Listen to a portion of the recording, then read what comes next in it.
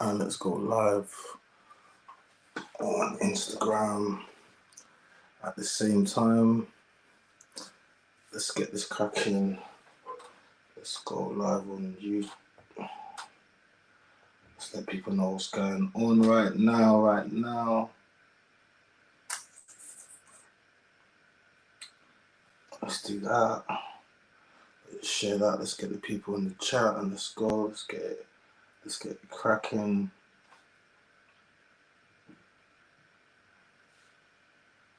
Okay. Yes. So guys, this is what we're doing.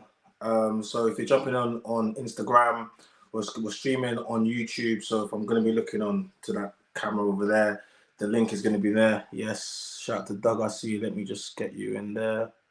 And let's just pin that comment.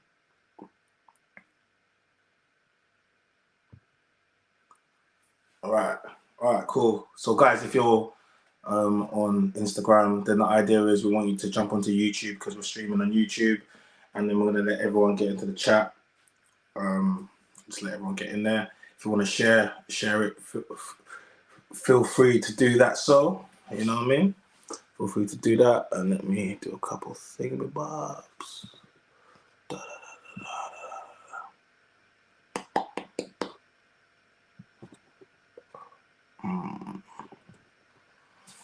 Okay. Don't mind me. I'm just doing my thing. Don't mind me. I'm just doing my thing. Let's get some people in the chat.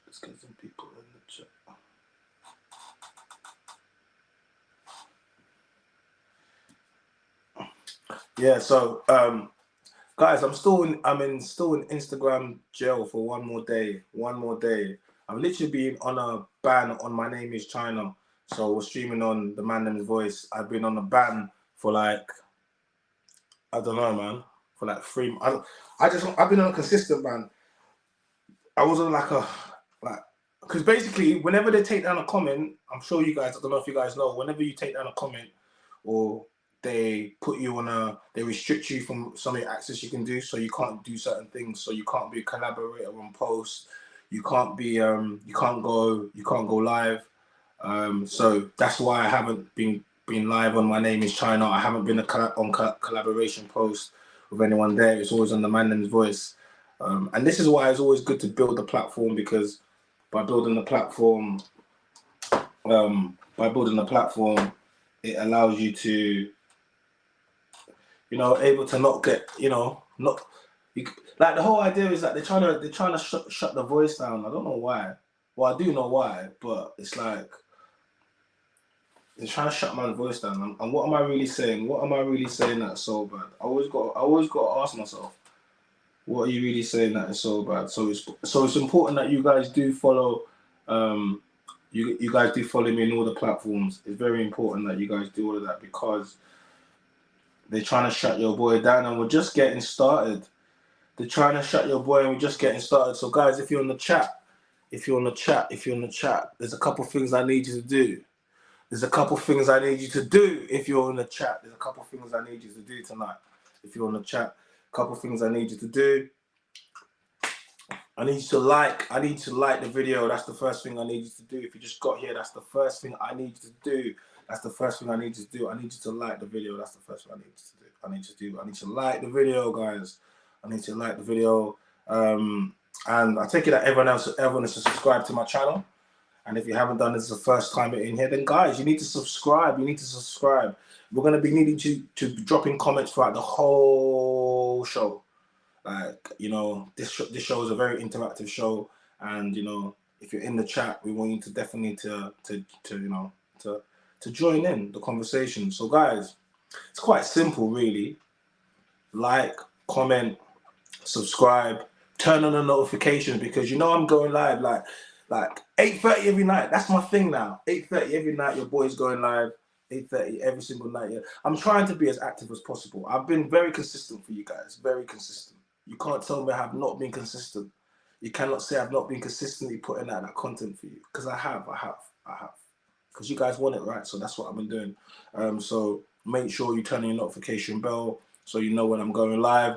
And listen, your boy is monetized now. A lot of things are moving, and I'm appreciating the support that everyone's been giving me. Now, if you've been in the chat a few times and you haven't like contributed, but you feel the content, you see my content, you like it, then just hit the super chat. It's quite simple. Just hit the super chat, and you know, give a little donation, whatever you feel, you know. And shout out to everyone that's been giving donations. You know, I definitely feel the love. And also the membership. The membership is there. We've got 3 different tiers, like my boy Doug says. It's only the price of coffee. It's less than that. And you join the team. And what I'm going to be doing, I'm going to be creating lots of members only content that's going to be for you guys. Like literally, like I said, I keep talking about going to bring out the blackboard, the whiteboard, because literally the members content is going to be different. That's going to be for the baby mamas. Like you guys need to subscribe to my stuff, because don't be following. No, that's yes. The baby mama's going to need the membership, and also the man them that like, because listen, I'm here for the man them. I get it. But we need to build a community. We need to build something for us. And this is what I'm doing. This is what the man them's voice is. Like I said, I'm primarily here for men. Of course, how could I not? I'm an advocate for men. I'm a man, right? Of course, but better results for men equal better results for women. Better results for women equate to better results for the family. Better results for the family equates to better results for the local community, for the community, society, for the country, for the world, for the planet, for the God. Look, I'm doing God's work. I've said it before and I've said it again. This is basically God's work. It is. It doesn't look like it, but you have to understand, when you stand on truth and when you stand on honesty, you have to be prepared to be pushed back. You have to. You guys have to understand this. Whenever you want to stand on, how many things in the world are going on right now in the world that you do not agree with, that you just can't believe? How many things do you think agendas are being pushed, right? And you don't agree with stuff, but whenever you say something, they tell you you're this, they tell you you're that. And you're none of these things, you just don't like what's going on because you grew up in a time where you know right from wrong and you understand, yeah?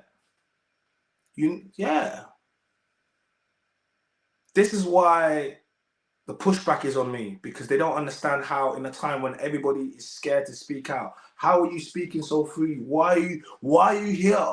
Stop him, cancel him. Oh my God, China. How could you say that? Baby mamas.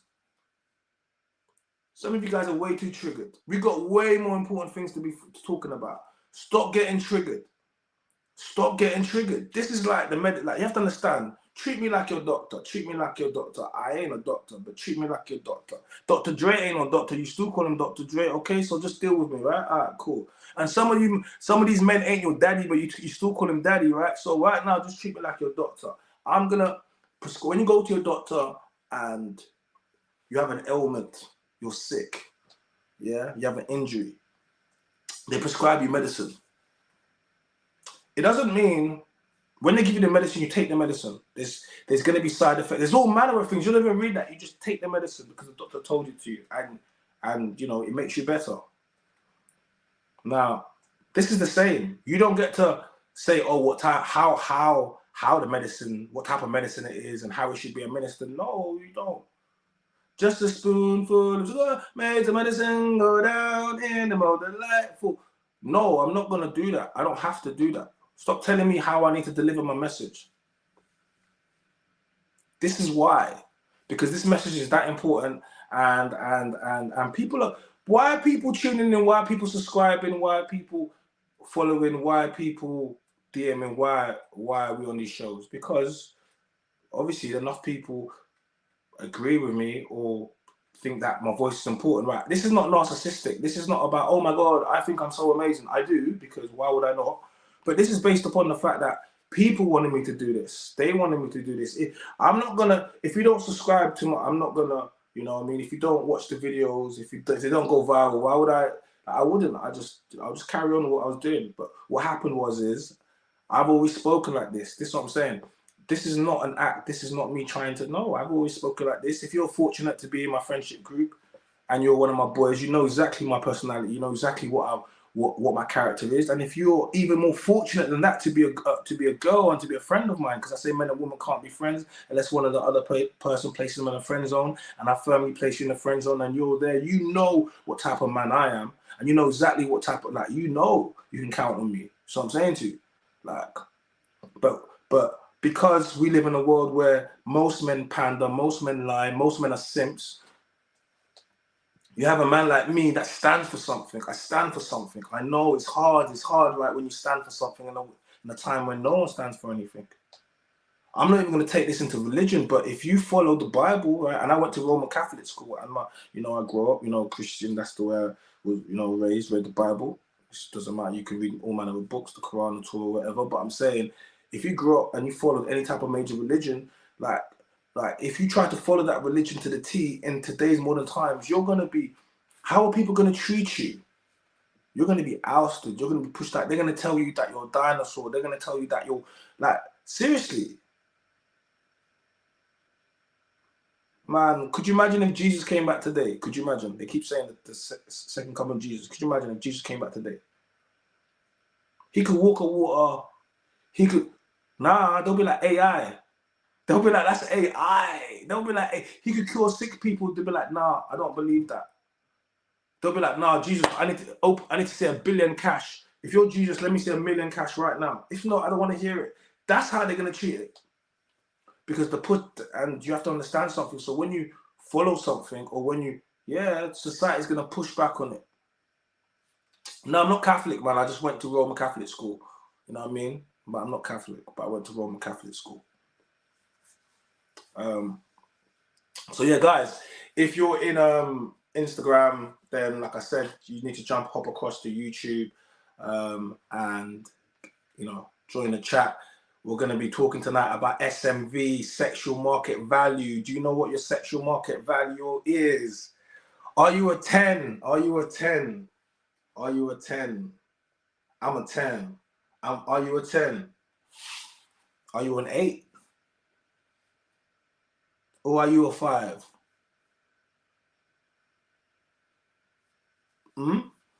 But yeah, let me get into the chat, because I just got straight into it. So what we got here, let me get into the chat, because your boy was just cooking. Your boy was cooking. Shout out to Doug MPA, Mod Gang. Yeah, bro, this is going to be a great show. Most modern women are average looking, average. Yes, average vag, average same. Oh, wow. He's saying you women are mediocre.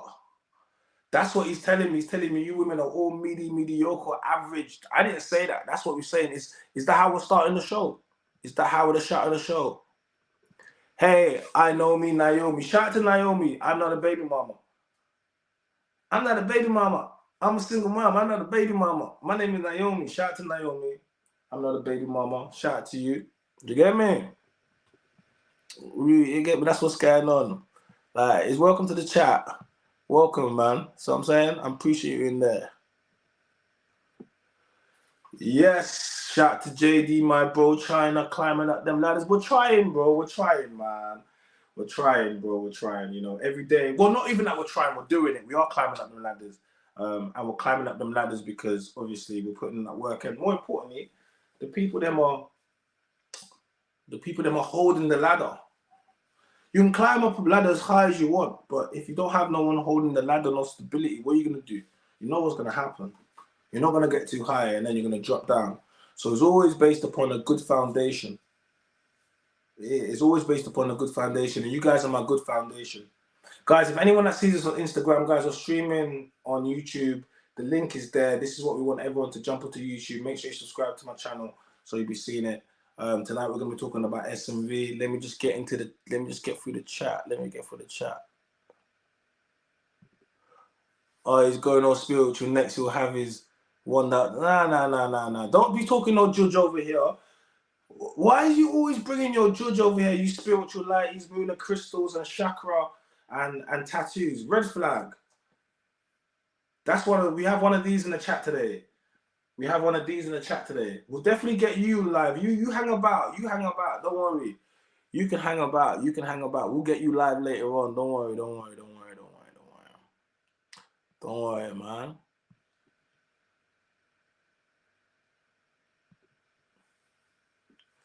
Will you start a podcast and start streaming? What do you say that? Wait. Well, Gordon, why can't I see that? Yeah, will you start a podcast and start streaming? Gordon, I do have a podcast. It's called The Mynameischyna Voice, and I do believe my guy Doug is gonna drop the latest episode in the chat. Go check that out. Yeah, I do have a podcast, and I'm gonna be putting out even more content. We've just done a really good show. Go check it out. We had the Diva Denalva on the show, and she definitely came with all of the Denalva energy. And yeah, make sure you go check that out. We've got lots of good clips from that as well, man. We're definitely clipping that up, man. Make sure you go check that out. You know? He said you should be like a social media blogger like I'm Just Bait. Big up I'm Just Bait now. Like, I'm not like I'm Just Bait, man. That's him. Like his thing is different. Like I can just be what I am, you know. I think a lot of people try to be podcasters and try to be things. I'm not really trying to be anything other than just trying to be me. I'm not even trying to be me because I don't have to try to be me. I'm just being me. And I think, yeah, it makes it a lot easier when, you know, way easier.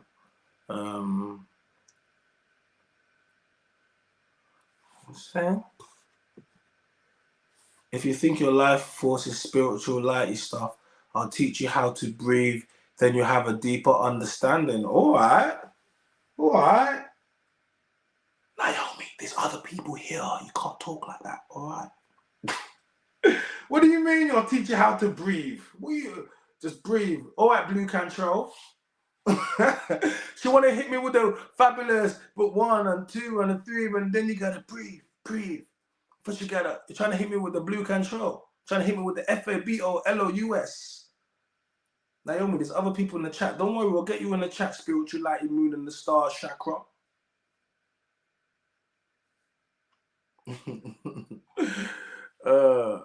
She said it's 1:30. I'll stick around for a bit. You will stick around. You will stick around. You will. Yeah, get Twitch or Kick. Wait, so with Twitch or Kick, yeah? What's it? With Twitch or Kick, do I have to play games on there? Because I'm not really a gamer like that. I'm not really a gamer, but I can if I have to do the thing. But I'm not really a gamer like that. I gotta be honest. I gotta keep it 100. I'm not really a gamer like that. But let me just get in this. Don't worry, we're gonna get everything. We're gonna build it up. Then we're gonna get my Patreon. Because listen, we're gonna get everything. Guys, work with me. Let's build. Listen.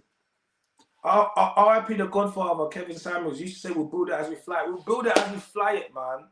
I know you guys want me to. Yo, don't worry. I got so many things in the pipeline. We'll build it as we fly it. This streaming is. Don't think. Listen, do you think this is not? I'm entertaining you guys. Like I have to eat before I come here. Let me have some orange juice, some vitamin C.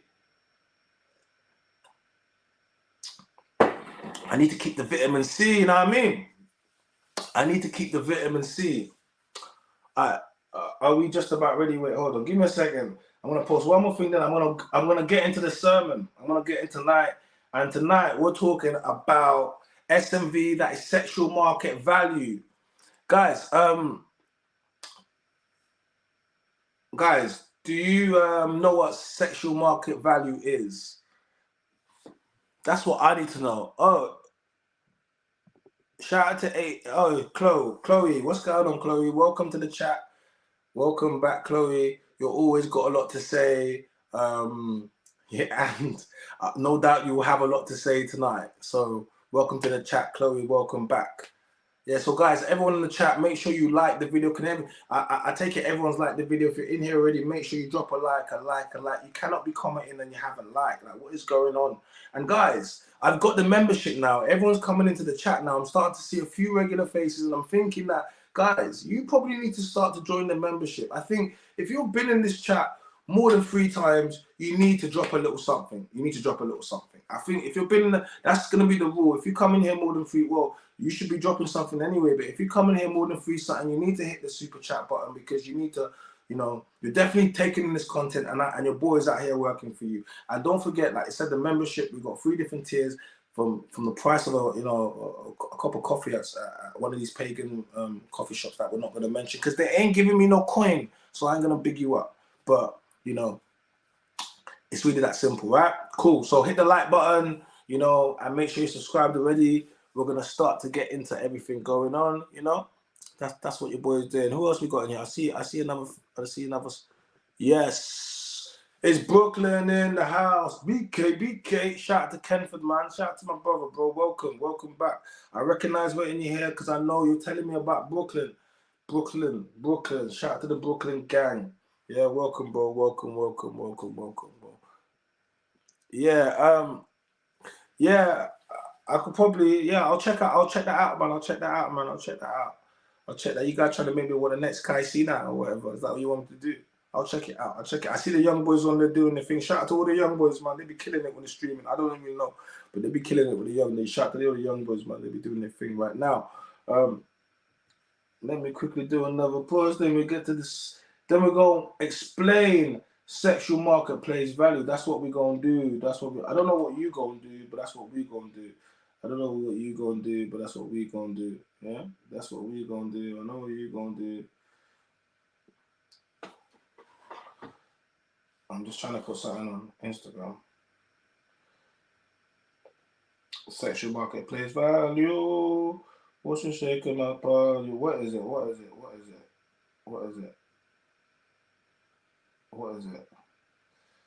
is your sexual marketplace? I told you to go into chat. It's like homework if you know what it is, but you haven't gone and done it yet.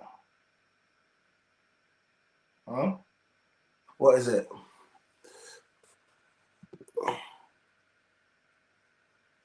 What's the sexual value of a typical...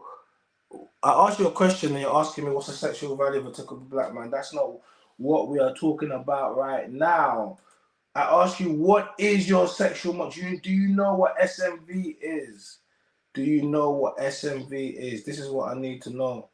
And you're not telling me if you know what SMV is. I ask you once again, do you know what SMV is? I need to see in the chat. Do you know what SMV is? I need to see in the chat.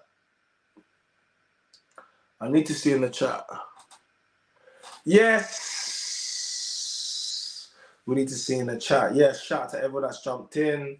I'm just quickly posting it on other platforms as well. So guys, yes, I see you. Yes, hey Nads. Shout out to Glam Chat Nads. So guys, we got Glam Chat Nads in here. So guys, she's from Noise and Banter podcast and creative. She also presents at Pod and Party, and that's that event. Guys, do you remember that video that went viral on me? And she was, guys, do you remember the video that when they were like, oh, but China, are you married? And then I was like, do you want me to answer? And then it was like, yeah. And I was like, who wants to marry you? And then everyone, guys, if you remember that video, let me drop it in the chat if you remember that video. Well, she's the lovely lady. Well, she wasn't the one asking the questions, no. She's the one that took me down to the event. It's her event. And yeah, so big her up. And yeah, we love what they're doing over there. Don't ever get it twisted. Like, I know, like, you guys see a lot of the content. It can be like mad back and forth, but trust me, they love me, man. They do. I know. Black women, especially baby mamas. Baby mamas love me, and I love them too back. You guys know I said that. Baby mama's my fetish. I love all of you. I have to say this because you guys want me out here. They'd be like, oh, you hate them. Then they'd be like, oh, a baby mama must have broke your heart. I'd be like, don't be silly. Come on. Honestly, how can a baby mama break my heart? What's she gonna do? I said it before. What's she gonna do? Take away the kids that wasn't mine in the first place? Oh my God. I'm sorry, but it's true though. Like, come on, honestly, behave. But Doug's got a strictly I don't deal with them policy. He's like, no, I don't marry them, I don't wife them. But Doug, we can date. You know what I'm saying? Doug's got a strict. He don't. Doug, he's like nil by mouth, strictly. So yeah. Sorry, I was trying to do something. I got sidetracked. But big up lads and big up Pod and Party, big up Noise and Banter. Yeah, man, I like what they're doing over there. And your boy had to go over there. and go over there. They tried to get onto me though. They tried to get onto me. I didn't, you know, the women were trying to get onto me in the room and that, but it's cool, it's cool. It went viral. It went very viral. It got picked up by almost every single platform. And I said, look, I'm honest. This is what happens when you get the man's voice. This is what happens. When you get the man's voice, you just go viral. But listen to this. I was going to answer it a completely different way, I was going to answer it a completely different way. And then, you know, they came at me. They just came at me. They came at me. Like, you know, they came at me. So I'm saying to you, like, but it's all love. It's all love. Like, yeah, man. So, you know, yeah, shout out to the Talk Real platform. We see you in here. Big up the Talk Real as well. This is what I'm saying. We got a lot of like content creators, and big up all the women. Shout out to all the women. They tell me, how can they tell me I hate the women or the black women? But man, I'm always, the women are always out here.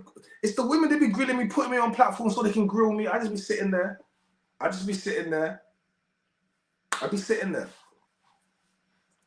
I match energies. Trust me, I match energies. If you give me good energy, I give you good energy back. But what happens is a lot of people see me on platforms. They see me on platforms. They see the clips. You got to remember, a lot of times clips are clipped to make it look. I'm not saying that. I'm not saying stuff. But a lot of times they miss out the context. So people see that and then they're like, oh, I want that China. Then they're like, oh, I want to get on a platform with him. I want to do this. So then when they get on a platform with me, what do they want to do? They want to come straight and battle me. But listen, you have to understand, I am so quick on my feet that to me, this is like, remember, I'm not trying. I'm not, this is a conversation that I could have without the cameras on. Do you understand? So I'm just being me. And people are like, how did you handle it in a room full of all those women in Brixton, all those black women? It was like hyenas. How did you navigate it? I said, because, what do you mean? You think I'm threatened? Man, I see a lot of beautiful women in the room. Lots of beautiful women. Lots of baby mamas too. But baby mamas are beautiful too. I'm not saying a lot, but I'm just saying a lot of baby mamas in there. And like, I'm just trying to say, this is the problem, because I'm trying to speak. I'm a guest speaker, and I've come down. I don't mind a little bit of, you know, back and forth. That's cool. But you have to respect the speaker. You have to allow me to say what I'm saying, not to heckle me, not to be like whatever. Because who wants to deal with that? Why would I come and want to deal with that? Who wants to deal with negative energy? It's just, rather not. And especially if you're baby mama, you need to have, with a baby mama, you need to come like Mother Teresa with your energy. You need to come with healing hands, healing spirit, calm spirit. Can't ever try to be, no. That's reserved for single women, with no kids and young. If you're old, if you're over, no, baby, you need to change your whole attitude. Because your SMV is not as high as you think it is. Oh, I linked to the SMV. Okay, we're about to go in. I linked to the SMV. I wasn't even trying to link to the SMV, your sexual marketplace value. I wasn't even trying to do it. But I guess we linked to the SMV. Yes, I'm a whole trigger. Why am I a trigger? Why am I a trigger? Why do I trigger women for? Why am I a trigger? Why am I a whole trigger? We'll get into that. Don't worry, we'll get into that on the live. Why am I a trigger? What is the value of your average single mother that has never been married? Ooh. What is the value of your average single mother that has never been married? Now, what are we valuing women on? This is not like, it's not like, oh, she's worth £100. Anything, she's not even worth £50. No, we're not doing it like that. We're not doing like that. But it's more her value in regards to other women and status and what she can, and what types of men she can get. It's more that, you know. So yeah, so guys, we're gonna get some people in the green room. We're gonna get straight to it. Hold on a second. We're about to get. I see someone's in the green room. Well, I mean, we're about to. Like they say, your boy's cooking. Let him cook. So guys, like, if you're in the chat, make sure you like the chat right now. Like it. Hit the like button right now. Hold on a second. Let me just quickly do on the post. We're about to go.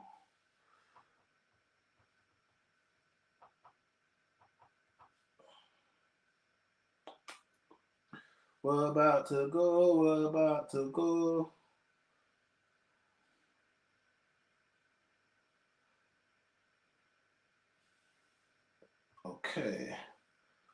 Right. Let me just get through some chats. Fetish, yeah. Me got a lovely face.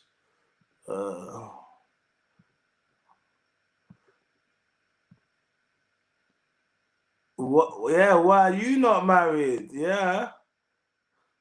So you got the link. Okay. There's the call. So guys, that's the StreamYard link. Let me just quickly just pin that there for everybody that wants to jump on the stream.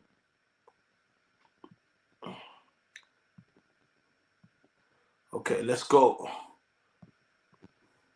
So, what is sexual market value?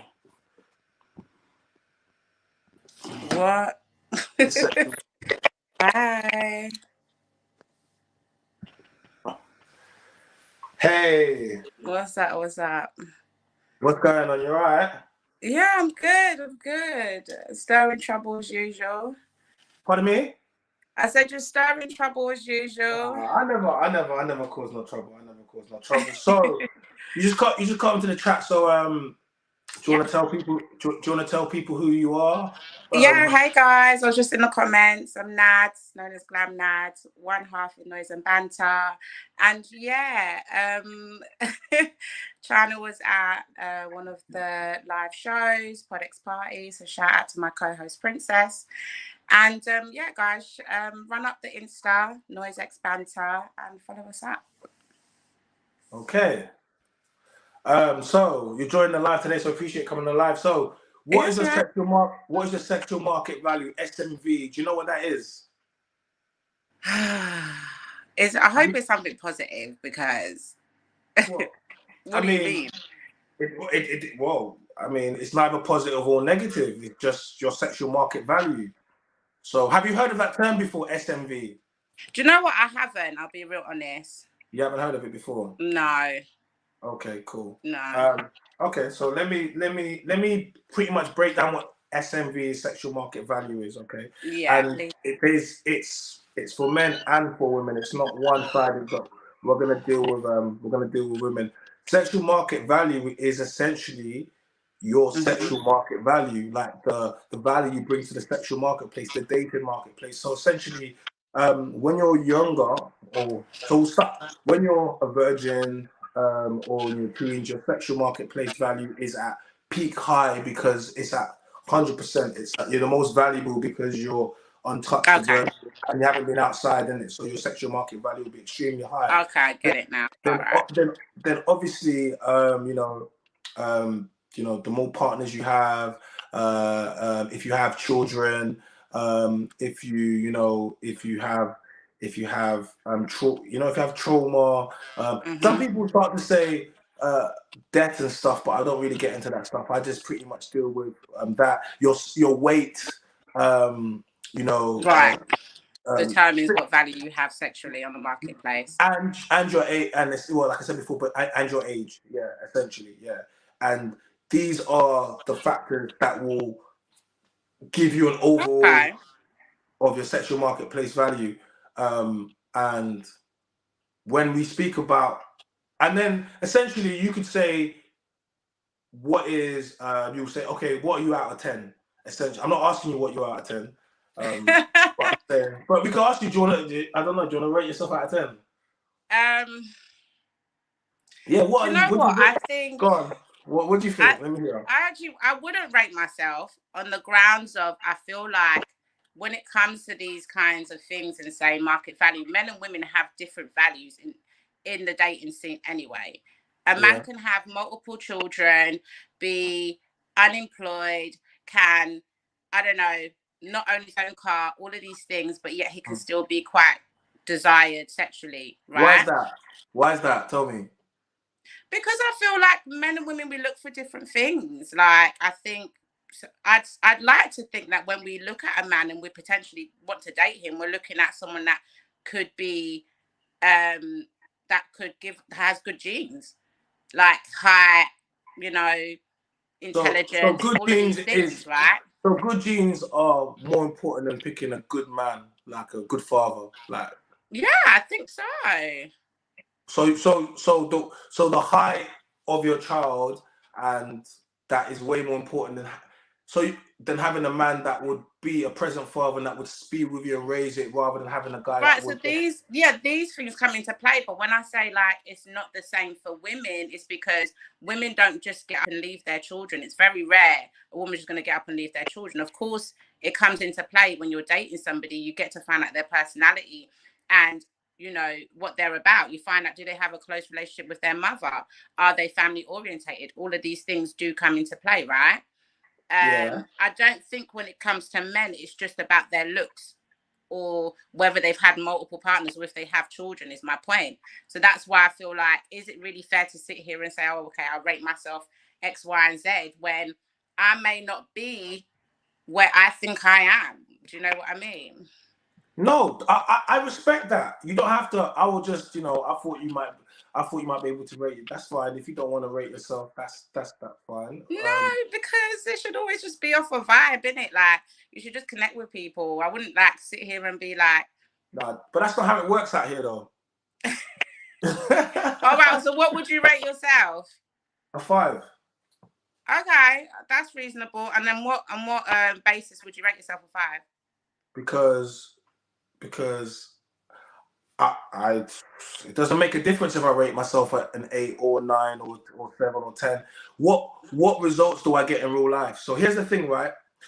Like, if I say I'm a 5 to you, but I go out and I get the results of a 10, what difference does it say what I say I am? Okay. Because you're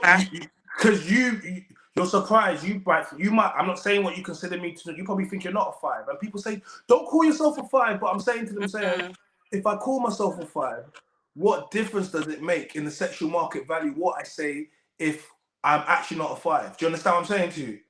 Okay. No, I get it. If you call yourself an 8 or 9 or 10, whatever women like to do, but then you get out there and you don't get the results of an 8, and then you are not an 8 or a 9, because the marketplace dictates your value, right? So I can. It does dictate, because I think that takes away your power, though. That's basically saying everyone in society dictates what my value is. No, it doesn't take away your power, because I find women more attractive. Let me tell you something. Most of the most beautiful women in the world, they know they're beautiful. When she walks into the world, she knows if she's a 9. She knows her levels, and she can be humble and say and rate herself down. Men love that, because then everyone's gonna be like, "Oh my God, you're not. Why are you doing that? Oh my God, you're so much better." But humility makes you, oh my gosh, so much more attractive, and you don't understand that. Do you understand? I know I'm not a 5, but what difference does it make? What do you want to argue and tell me to give me ego, or am I gonna go out there and show you I'm not a 5? Okay.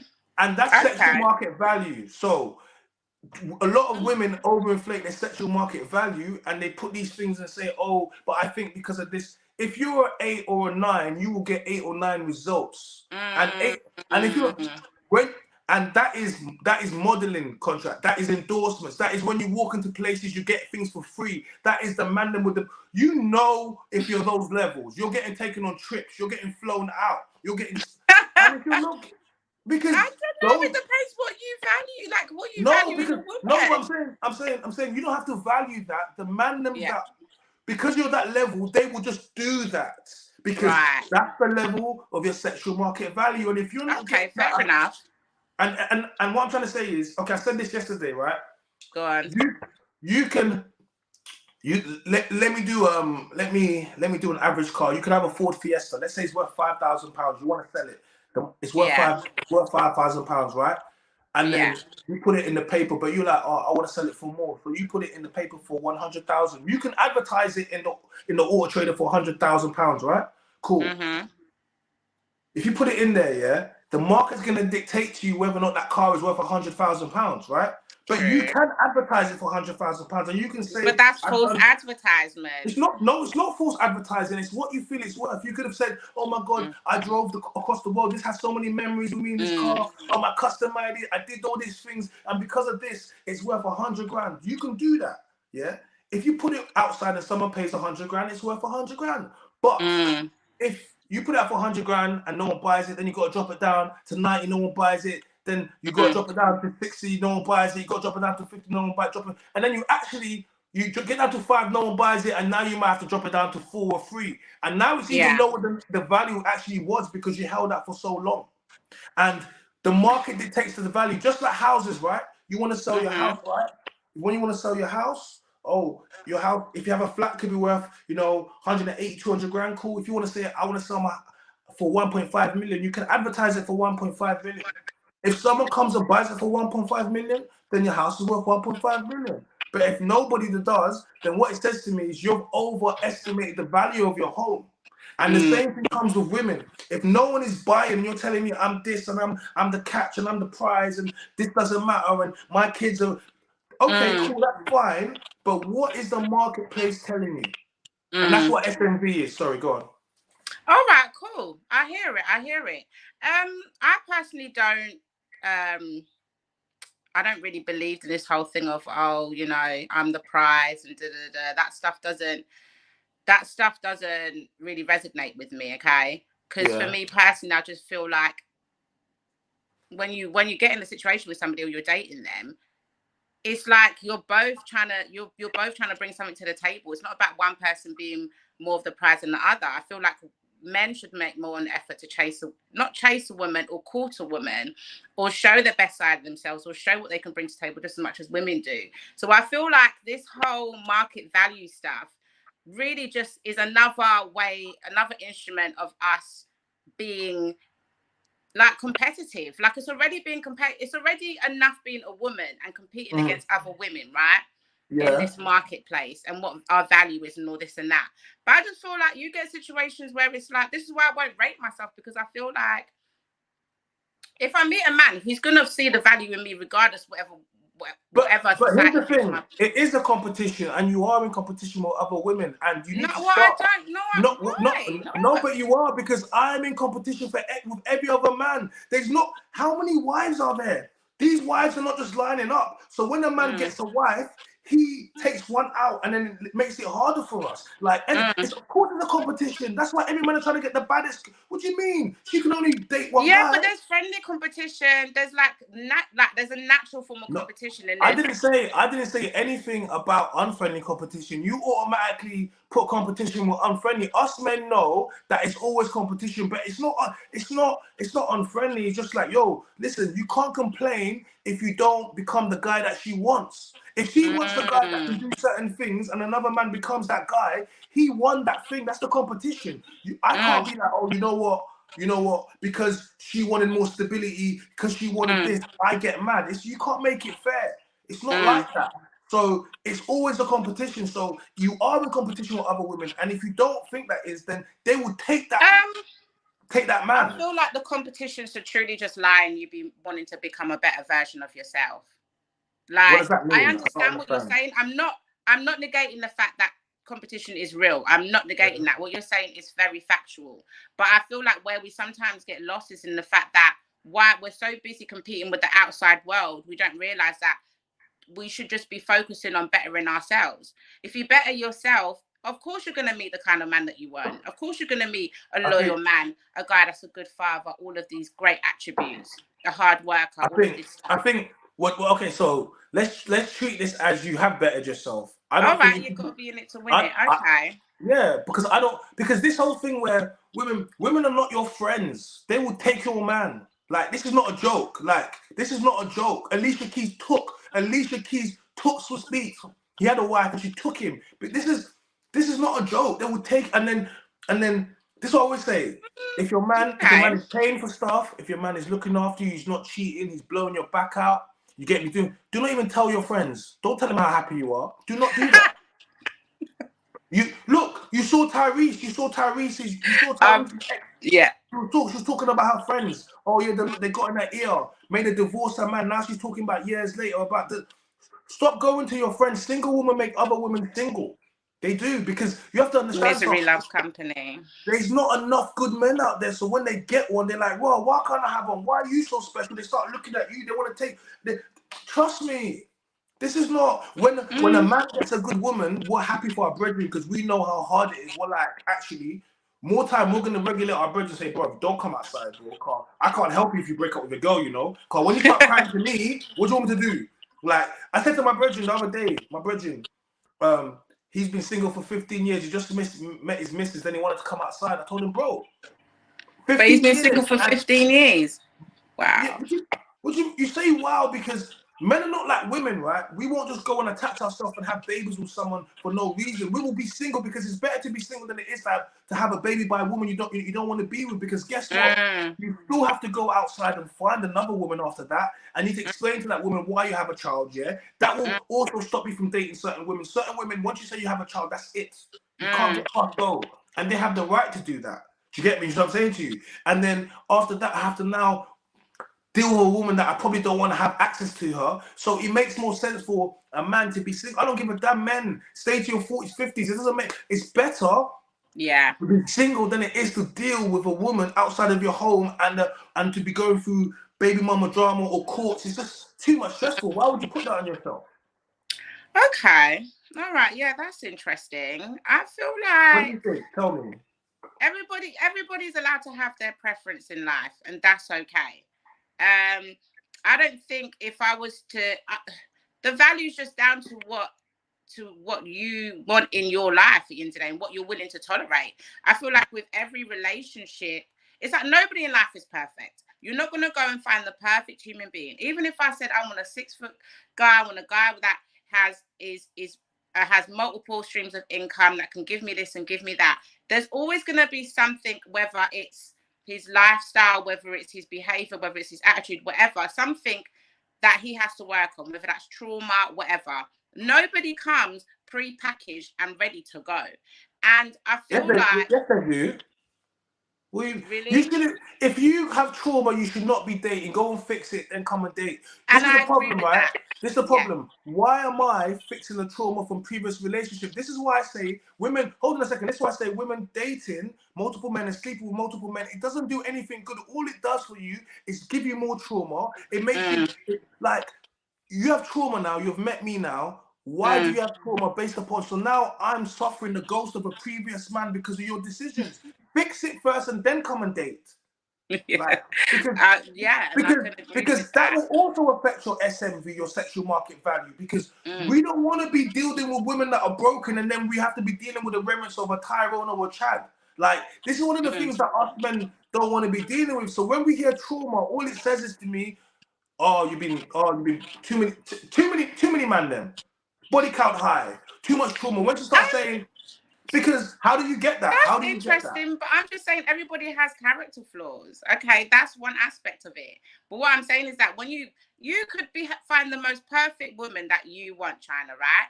That she ticks every box, no children, financially stable, supportive, knows how to clean the house, all of these great stuff, right?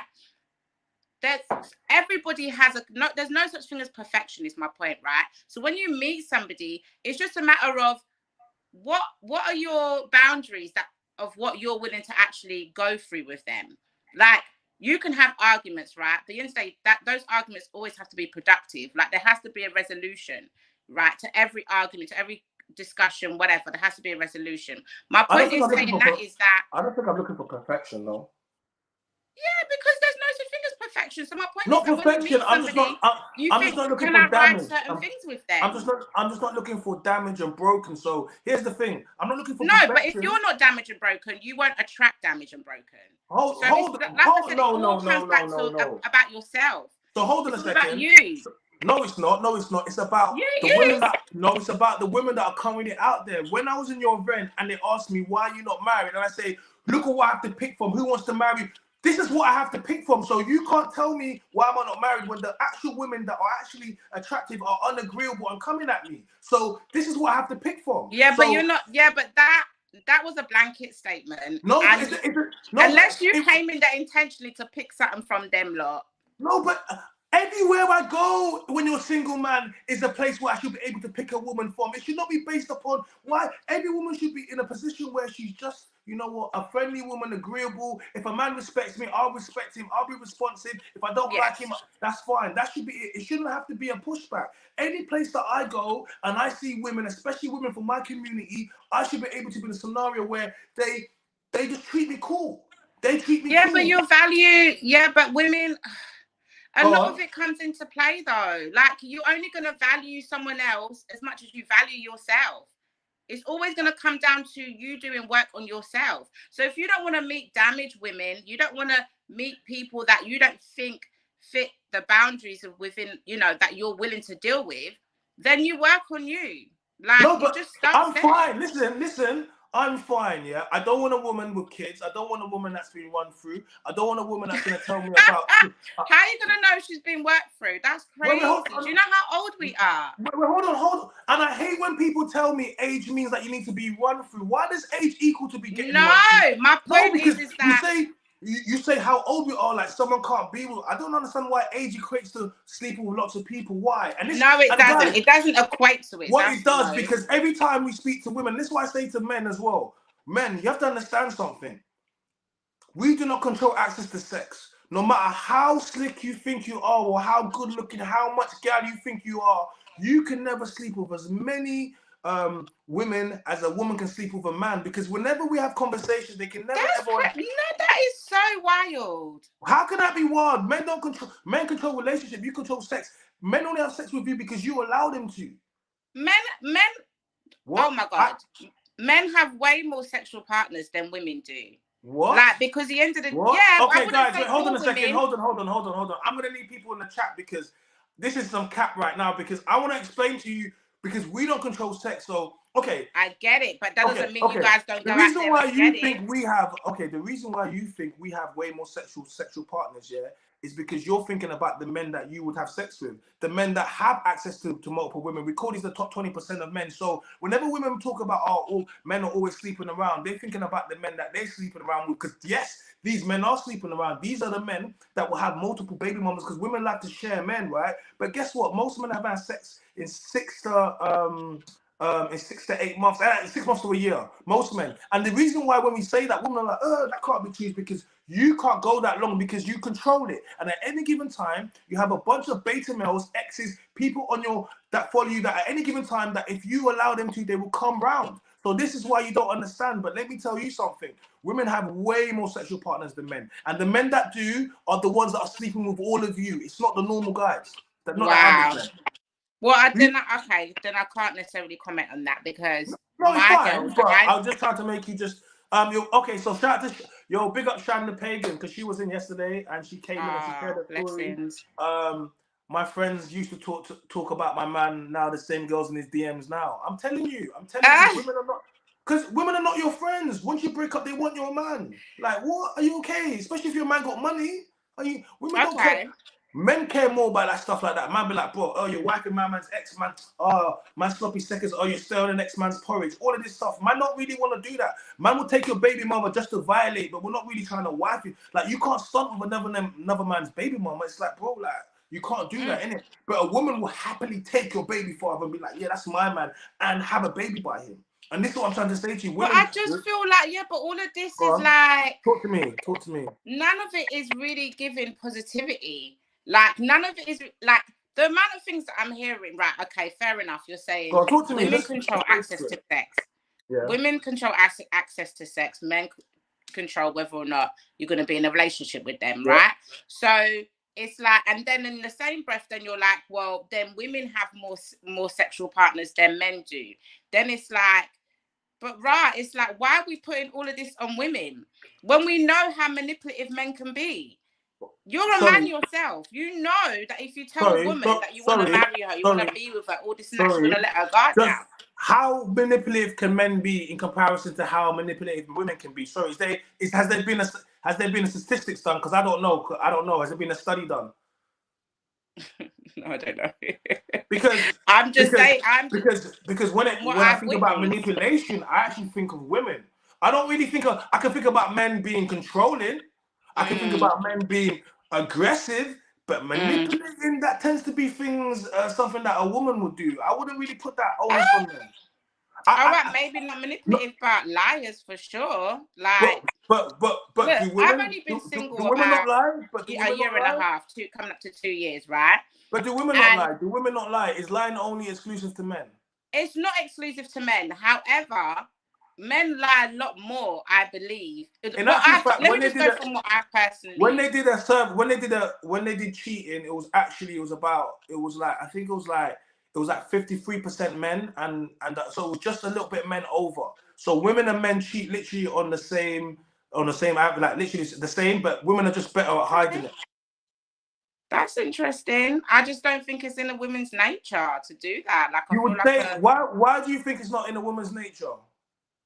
Because most times, if a woman wants to cheat, she's going to let her guy know, like, this is going wrong, that's going wrong, whatever. So there's always something leading on to it. Women don't do that. Okay, let me give you another example. So if men are cheating, who are they cheating with then? If all these men, who are they cheating with then?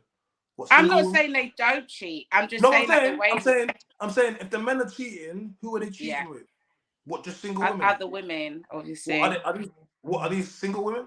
All of them? I'm gonna assume so. Oh, so you're gonna just assume that men in relationships are only sleeping with single women? That's what you're gonna assume. Why would you assume that? Because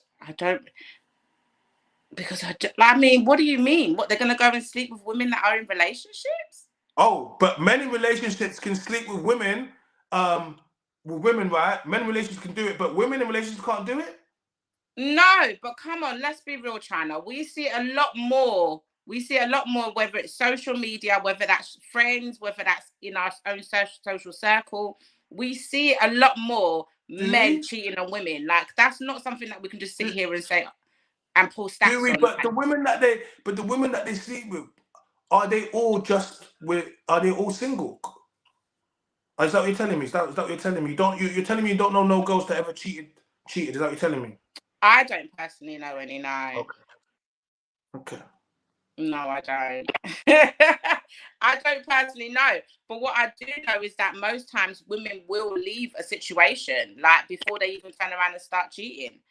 I can't see the comment. Okay, so she's already cheated. Let me tell you something. Women's cheating. So cheating for women, guys, cheating starts with attraction, attention. That's cheating. That's a cheating. Any type of attention that a man gives you, it can be non-sexual. It's still attention because it's the prelude to cheating.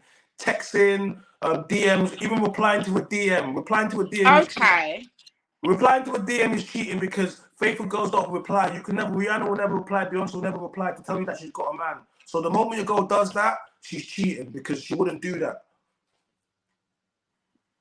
Women cheat all the time, man, and like you said, yes, women like to do the monkey branching. So the chances are, if your wife is leaving you, she's not leaving you because she's leaving to go to somewhere else. But that doesn't make it any better. When women leave a relationship, you guys make all manner of excuses. You say, oh, it's because it's for her peace. Or when a woman leaves, she's had enough, or she checked out mentally. But when a man leaves, it's always, oh, he left his family. It's always all this. Like, it's never the same. It's because he. No, it's not. Whenever a man leaves, all I ever hear is, oh, but a man left her. But maybe he left for his peace. Why can't he live for his peace? Why is it always? Because a lot of the time it's ego driven. Oh, but once again, where's your stats? Where's your stats to tell me it's ego driven? But I can have stats for suicide. I can tell you about men. Like, you're telling me it's ego driven, but I can tell you women leave 70 to 80% of the time. And the three out of 10. Who's doing these stats? Like, come on, we're not going to keep pulling up. It's divorce stats. So women initiate divorce 70% to 80% of the time. Yeah. Okay, that I can believe for sure. Yeah.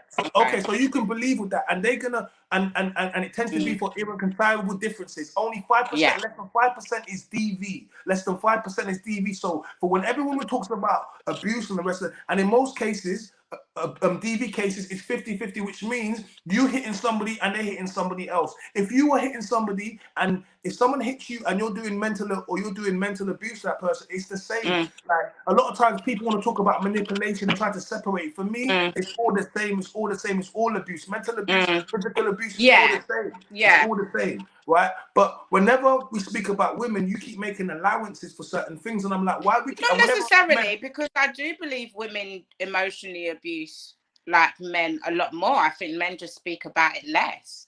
Yeah, but most of, so when a woman, all right, cool. A man marries you, right? Yeah. When a man marries you, you have to understand, us men, we love and we love hard, That's why when a man breaks up, it's a lot harder for a man to, it's a lot harder for a man to get with a woman, right? A woman will go straight outside with her friends, taking pictures. I'm living my best life. She's gonna go try to see the grass is over green on the other side, go get dates. If you're dating a pretty girl, she's gonna get her back blown out. It's not, but the man is gonna take him a long time. Why is she gonna get her back blown out? Because why are we doing this? Do you know what? She is, because we're the guys that do it. I'm tired of this cap. The reason is because one of the reasons women don't like their men going on boys' holidays is because they know. I'm like, why? Oh, because boys will be boys. What does that mean? Boys will be boys means girls will be girls, because if boys are going to be boys, they need to be doing it with girls that are going to be girls. You women know what you girls do, and you keep pretending, because there would be no fear. There would be no fear of the men doing that, because you'd be like, what's the problem? But you know what women are like deep down. There are. I think this is the thing, because it's that basically just saying that everybody's a certain type of way. Yes. If I say all are. men are domestic abusers, violent abusers, you're gonna think that's crazy, because not all men are, right? The stats wouldn't prove that. But the stats wouldn't prove that. But if you literally go on a holiday and you go and you do the research, you're gonna discover something. And women love to lie. They love to lie. There's a whole trend, right, of women. They talk about the passport boy, but let's not talk about that. Let's talk about the women that go overseas. Let's talk about the women that go overseas, yeah, in their 60s, yeah, and they're paying the locals in Gambia. I did see that. I did. Yeah. And why are they doing this? They're doing this because you women don't understand how it works. Like, your 18 to 28 is your prime years, when your sexual market value will be at its highest. It will be at its highest. Yeah. This is when you get your proposal. This is when the world opens for you. This is when you need to strike your heart. And if you decide to use these years and decide to get a high body count and get trauma and get kids and do all these things, and you come out in your 30s, and then you're looking around and you're looking at the men that are there in your age bracket, and then they're not picking you because they can date women in their 20s. We had a girl yesterday, yes, she might have said, he dated her quite young, but she still dated older men. Like, it's never been a problem. The only problem, when I was younger and I used to watch the older man dating the young, used to come in the big whips and the bikes, I never had a problem with it. All it made me think was like, raw, like, I gotta get my money up. I never once said it's unfair. I never said, oh, look at these men taking my gal. I just knew that this is life. And I got taught young, yeah. So now that I'm older than that, I can't imagine the same girls of the generation are being upset that, because I'm like, raw, I watched this. I literally watched this, yeah. And I still watch it today. And I'm like, how you guys mad at society, at the world? Most of you guys' parents got 11-year age gap anyway. What's going on? Like, and then you're gonna now come and then you can't make it fair. Sexual market value, you can't make it fair. You cannot make it fair, and you cannot try to change men. We are men. We are bad. Like, when a time when they keep trying to change you, what it is to be a man, what it is to be a woman. We have fundamental things that make us men, and fundamental things that we want. And we do not want a woman that's been run through. We don't want a woman that's noticed. Yeah. It's just. But then that works the same way for women. Oh dear. Go on. Right. Okay, that works the same way for women. Like, we don't want men that are slinging it left, right, and centre to every girl in the block or in the ends. Like, I agree. That's not attractive either. You don't want a man that is slinging it. But let me tell you something. Women, okay, would you want a virgin man? If a man was a virgin, would you want him? No, you wouldn't. Yeah, see. What do you mean was a real question? Do you know what? I haven't been in that situation. I haven't. Okay. Do you know what? Listen, I haven't dated enough for me to really say. No, I ask you, if a man was a virgin, would that be a problem? If he said I'm a virgin, would you think anything of that? He's put. Yes, he would. Okay, so this is the thing. When we do this, we can't do that. I wouldn't say no. No, but okay, you wouldn't say. Telling me. It's not your preference, right? You would find an issue with it, right? Okay. But that doesn't mean I want a guy that's a gigolo either. Okay, wait, listen, that's not what I'm saying. But men are different. We would happily take that. In actual fact, that is what we want. But we don't get that because you women want to give it out and bust it open to every guy in it, yeah. But ideally, a man would want that. That's ideally what a man would want. A man that wants to settle down and is serious about women or relationships in general will be okay with taking a virgin. What happens is that men men seem to not really want to commit. They're out here just wanting to have fun, wanting to do their thing. If you go and sleep with a virgin, it's most likely she's going to want to have your children. She's going to want to settle down with you. She's going to want the whole nine yards. She's going to want marriage. If she's a virgin, she shouldn't sleep with you till you marry her. Why would she be a virgin and just go give it out? Then she'll be the same as every other girl. The only point of being a virgin is to give it to a guy that's going to marry you. If not, then you're just doing the same what everyone does. So would you sleep with a virgin then? So are you ready to get married? Are you all right? I would marry her tomorrow. Are you all right? Why would I not? A girl that can be... And there's loads of virgins out here. But at the end of the day... No, they're not. No, they're not. But listen, what I'm trying to say to you is, I'm not trying to, it's not about whether or not, but you said, basically you're trying to act like men and women. I was saying that we would want that. You wouldn't want that. So there's different things that we want. There's different things, because when I asked you that, you're like, and I was like, that's what a man would want. Do you get me? Do you understand what I'm trying to say to you? So, okay, no, I get it. And because you want, women are always like, the sex wasn't good, or he wasn't big enough, or he didn't know how to do that thing, he didn't know how to find Wait, hold on. I think a lot of women stay with men that are not sexually satisfied. Wait, hold on a second. Do you not hear women speaking on social media or friends speaking about he wasn't big enough, he didn't know how to find? Yeah, okay, cool, but they still stay. Okay, wait, hold on a second. How many women have said, I broke up with a man because his things wasn't big enough, or he didn't know how to It's never just over that. It's never just... But have you ever heard that before? No, I haven't. Have you? You've never heard women talking about that they left men. He left a guy just because his things weren't big. And he didn't know how to... He wasn't good in the bed. You've never heard... Are you going to cap? Okay, so... to actually leave a whole relationship? I think it's more... Have you ever heard women talking bad about men's performance in the bed? I have. Okay, cool. So if you had then women-based sexual experience, women-based sex as a high figure in a relationship, yeah? Men don't. And the reason we don't, because most of you women are not as good in bed as you think you are. I keep saying most of you women are dead. Most of you women, you can't bust it open. You don't have the Meg Thee Stallion knees. Most of you women, you can't give that sloppy toppy. No, it's dead. But guess what? God! And some of you women even got a bit of a pH balance. But you know what? A bit of the twang. But guess what? Men don't say nothing. We don't say nothing. You know why? Because we were raised by women. And we was raised by in the matriarchy. And because of that, we have a respect for women. So even if this shit... But some of you women's thing is loose. You think you're talking about, oh man, I got that tight coochie. No, you don't. You don't. Some of them man have got to spit to start it. And they don't say nothing. They don't say, if I got to spit to start it, I don't want it. But the man, they won't say nothing to you. And this is why you women walk around like your shit don't stink. But you don't understand that. Man, them just... Because guess what? Man, them are not like me. Because when everyone's like, I can't believe it. Yes, I'm giving you the game. Yes. Yes. This is what I told you people. Wow. Okay. Wow. Men don't necessarily talk so openly about their lacklustering sexual experiences. So hey, says, let me read out a couple chats. So a small percentage of men brag about sex. Those are only the men who are visible to most women. Yeah. It's like you're looking at the men that you look at and think, yeah, them man get better gal, but you've misregarded all the other men who don't get no gal. Some no pussy out there, motherfuckers. Like, and this is the thing, but I see them, but you don't see them. Just like, you know what I mean? It's like, but even the most average girl, the most dead thing, who can get man to beat her. That's why you see them. I think everybody can get. Everybody can get sex. No, in order for me, listen, don't make me do that. It's just a friend test on you. Your friends will fail, will fly in colours. Please don't do it. When women start, do you know what it is? Because I feel like those guys, the nice guys, the good guys. No, let me not even put it like that. The guys that end up getting friend zoned, right, are the type of guys that they go for women that aren't good for them. They're attracted to like the bad girls or the bougie girls. Can I ask you a or question? whatever girls. Have you got any? Do you have guy friends? I do. Yeah. Do you have any guy friends? Yeah. But how did you meet them?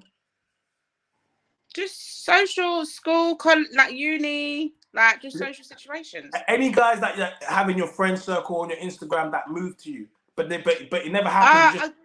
You friends. I don't listen.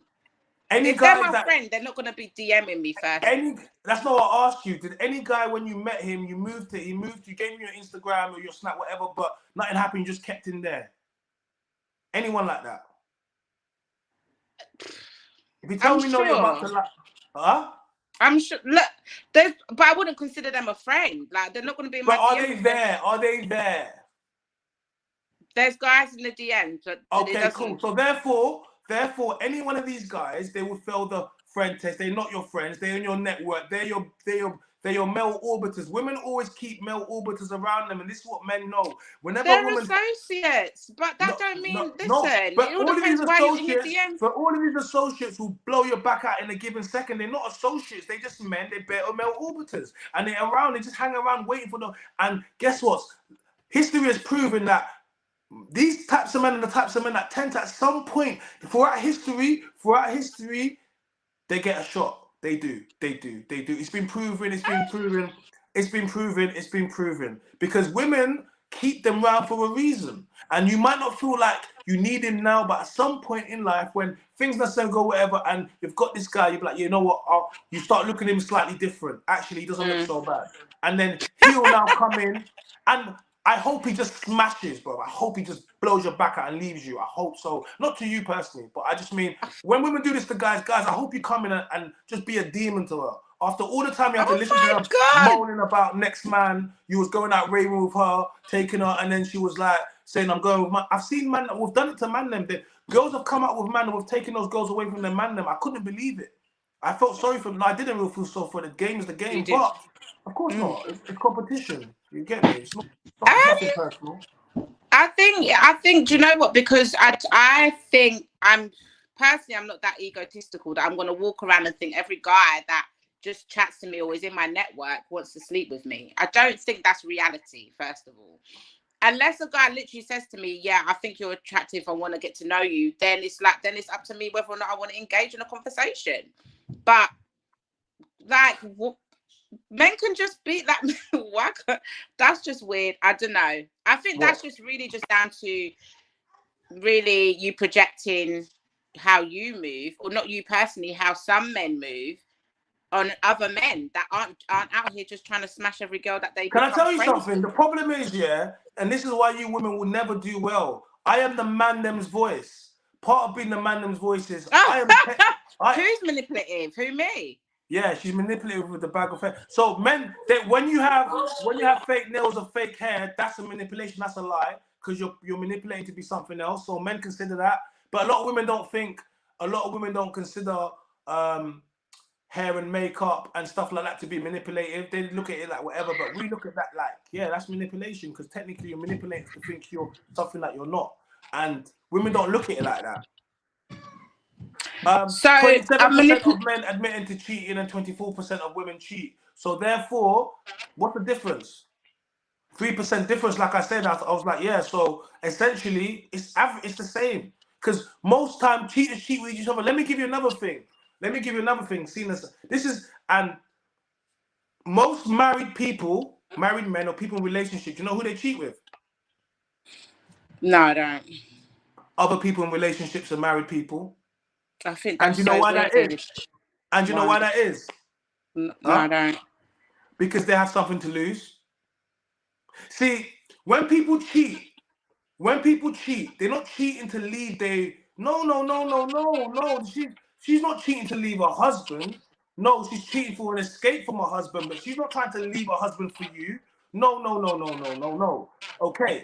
When he's cheating on his wife, he's like, remember, men, he's not cheating on his wife to leave his wife. He just wants to, like, and then he's gonna go home, buy her a bag, treat her nice. She's gonna go home and be the doting wife, soccer mom, all of that type of stuff, yeah?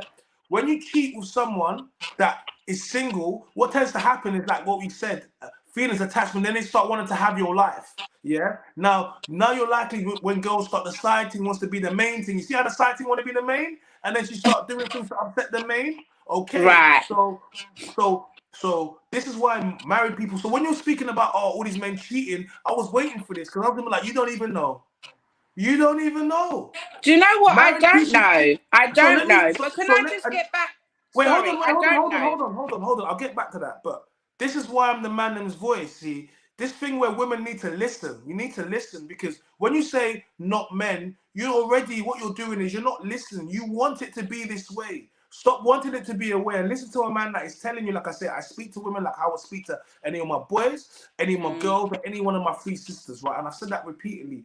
And when a man says to you and you say not all men, I know it's not all men. We never speak in absolute, yeah, but we speak in a, we get a general consensus, and we speak in enough ways where we can come to an idea, or we can come to a conclusion, or a general picture or something, right?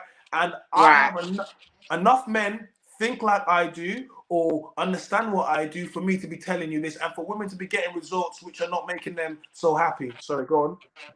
No, I was just gonna because I was dealing with something when that comment came out about me being manipulative. First of all, I don't know what my hair's got to do with me being manipulative, so I'm not going to take that.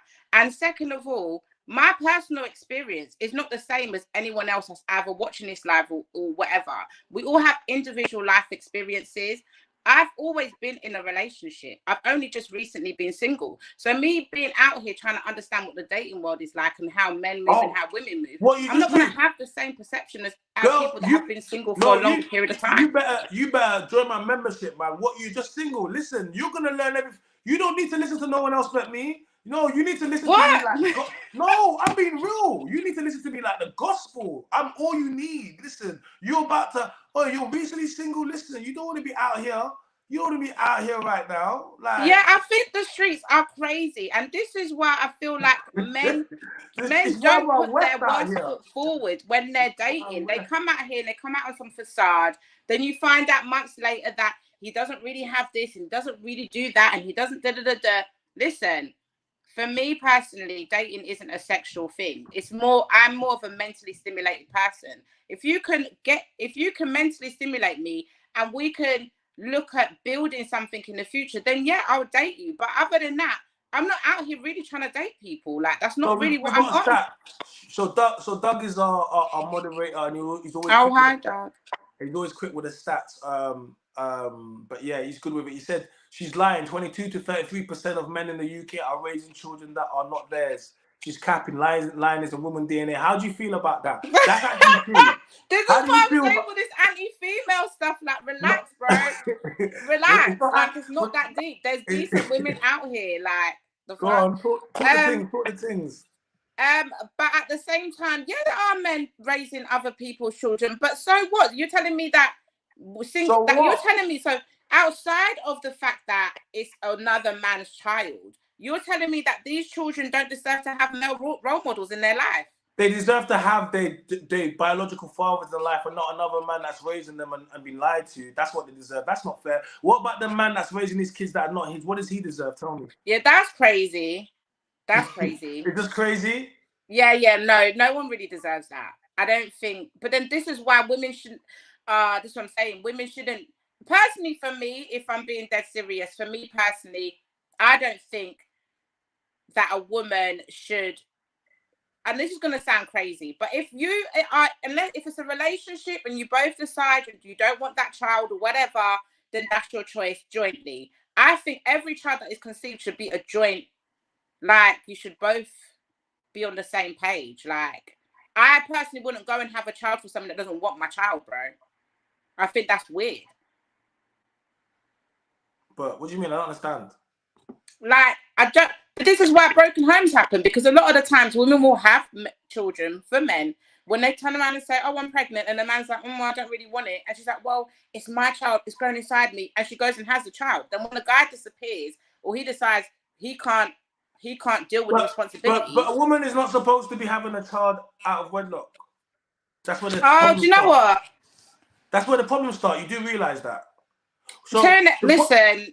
You're gonna say listen, but this is where the problem starts. And the reason why we have a lot of issues within the black community is because a lot of our problems start with things that we need to go back forward, but no one ever wants to have that conversation. What we always want to do is always want to try to plaster wounds or look for outside entities to try to fix our problems. But a lot of the time, I think it's a Western ideology, personally. Marriage. No, what marriage is now Yeah, it's institutionalized. It's Yeah, not what it used to be. but whenever If we're whenever talking I about speak of marriage, I unions, don't speak about the Western idea of marriage. Like, we've always been married. Like, and this is the thing. Like, marriage actually protects women. So the fact that you won't marry makes it better for men. Why would I marry a woman where she already gives me sexual access to her body? You might be living together with her, doing whatever, and you had my baby. I would have no need to marry you. The whole idea was I'm supposed to marry you to get all of that. Marriage protects you. Now you become a baby mama, and all you can get is what what alimony, like, what's the child support. That's not the same as getting everything and having your child fixed. That makes it easier for men. Like, at the end of the day is, if a man will not marry you, I can more than, not 100%, but about 90% chance he's going to break up with you and leave you, or you're going to break up with him. If a woman does not believe in marriage, that's because she knows that long term she's not built for long term, and most women are not built for long term. See, what marriage does is it involves a lot of thinking. So before a man gets married to you, that's why I said there's a difference between a baby mama and a wife, and they don't like it. And the reason it is because in order to become a wife, a man has to think about the process. He has to go and buy a ring. Most of the time, typical ring costs between £3,000 to £5,000. It takes a man, he has to work lots of months to go and get that. For the average man, he goes and gets that. He goes and spends on he goes and, he goes and now makes the public decoration, takes you to Paris, does whatever, spends money on that. Everyone knows you want to get married, organizes a wedding. Wedding could be cost 20 grand more, and like whatever. He does all of that, gets the house, does all that stuff, gets married to you now, has kids with you, invested with you. He's not going to wake up one day and just say, you know what, I just want to divorce my wife and give her half, like, because all of a sudden I'm not happy. That would never be. He's done all of that work, right? But you can wake up one day because you like, you know what, this is not what I thought it would be. Imagine if I want to go outside, I want to get a divorce now. And 70% of women do that, and only 5% of it is due to DV. So the rest of it is irreconcilable differences and all the rest of it. But hold on a second. Hold on a second. Do you know how many men are in marriages? They're not happy, but they're like, you know what? It's cheaper to keep her. You know what? Men will say that. So when the 30% of men that actually leave, that is because women are actually on demon time, and they have to leave these women. But most men will just stay.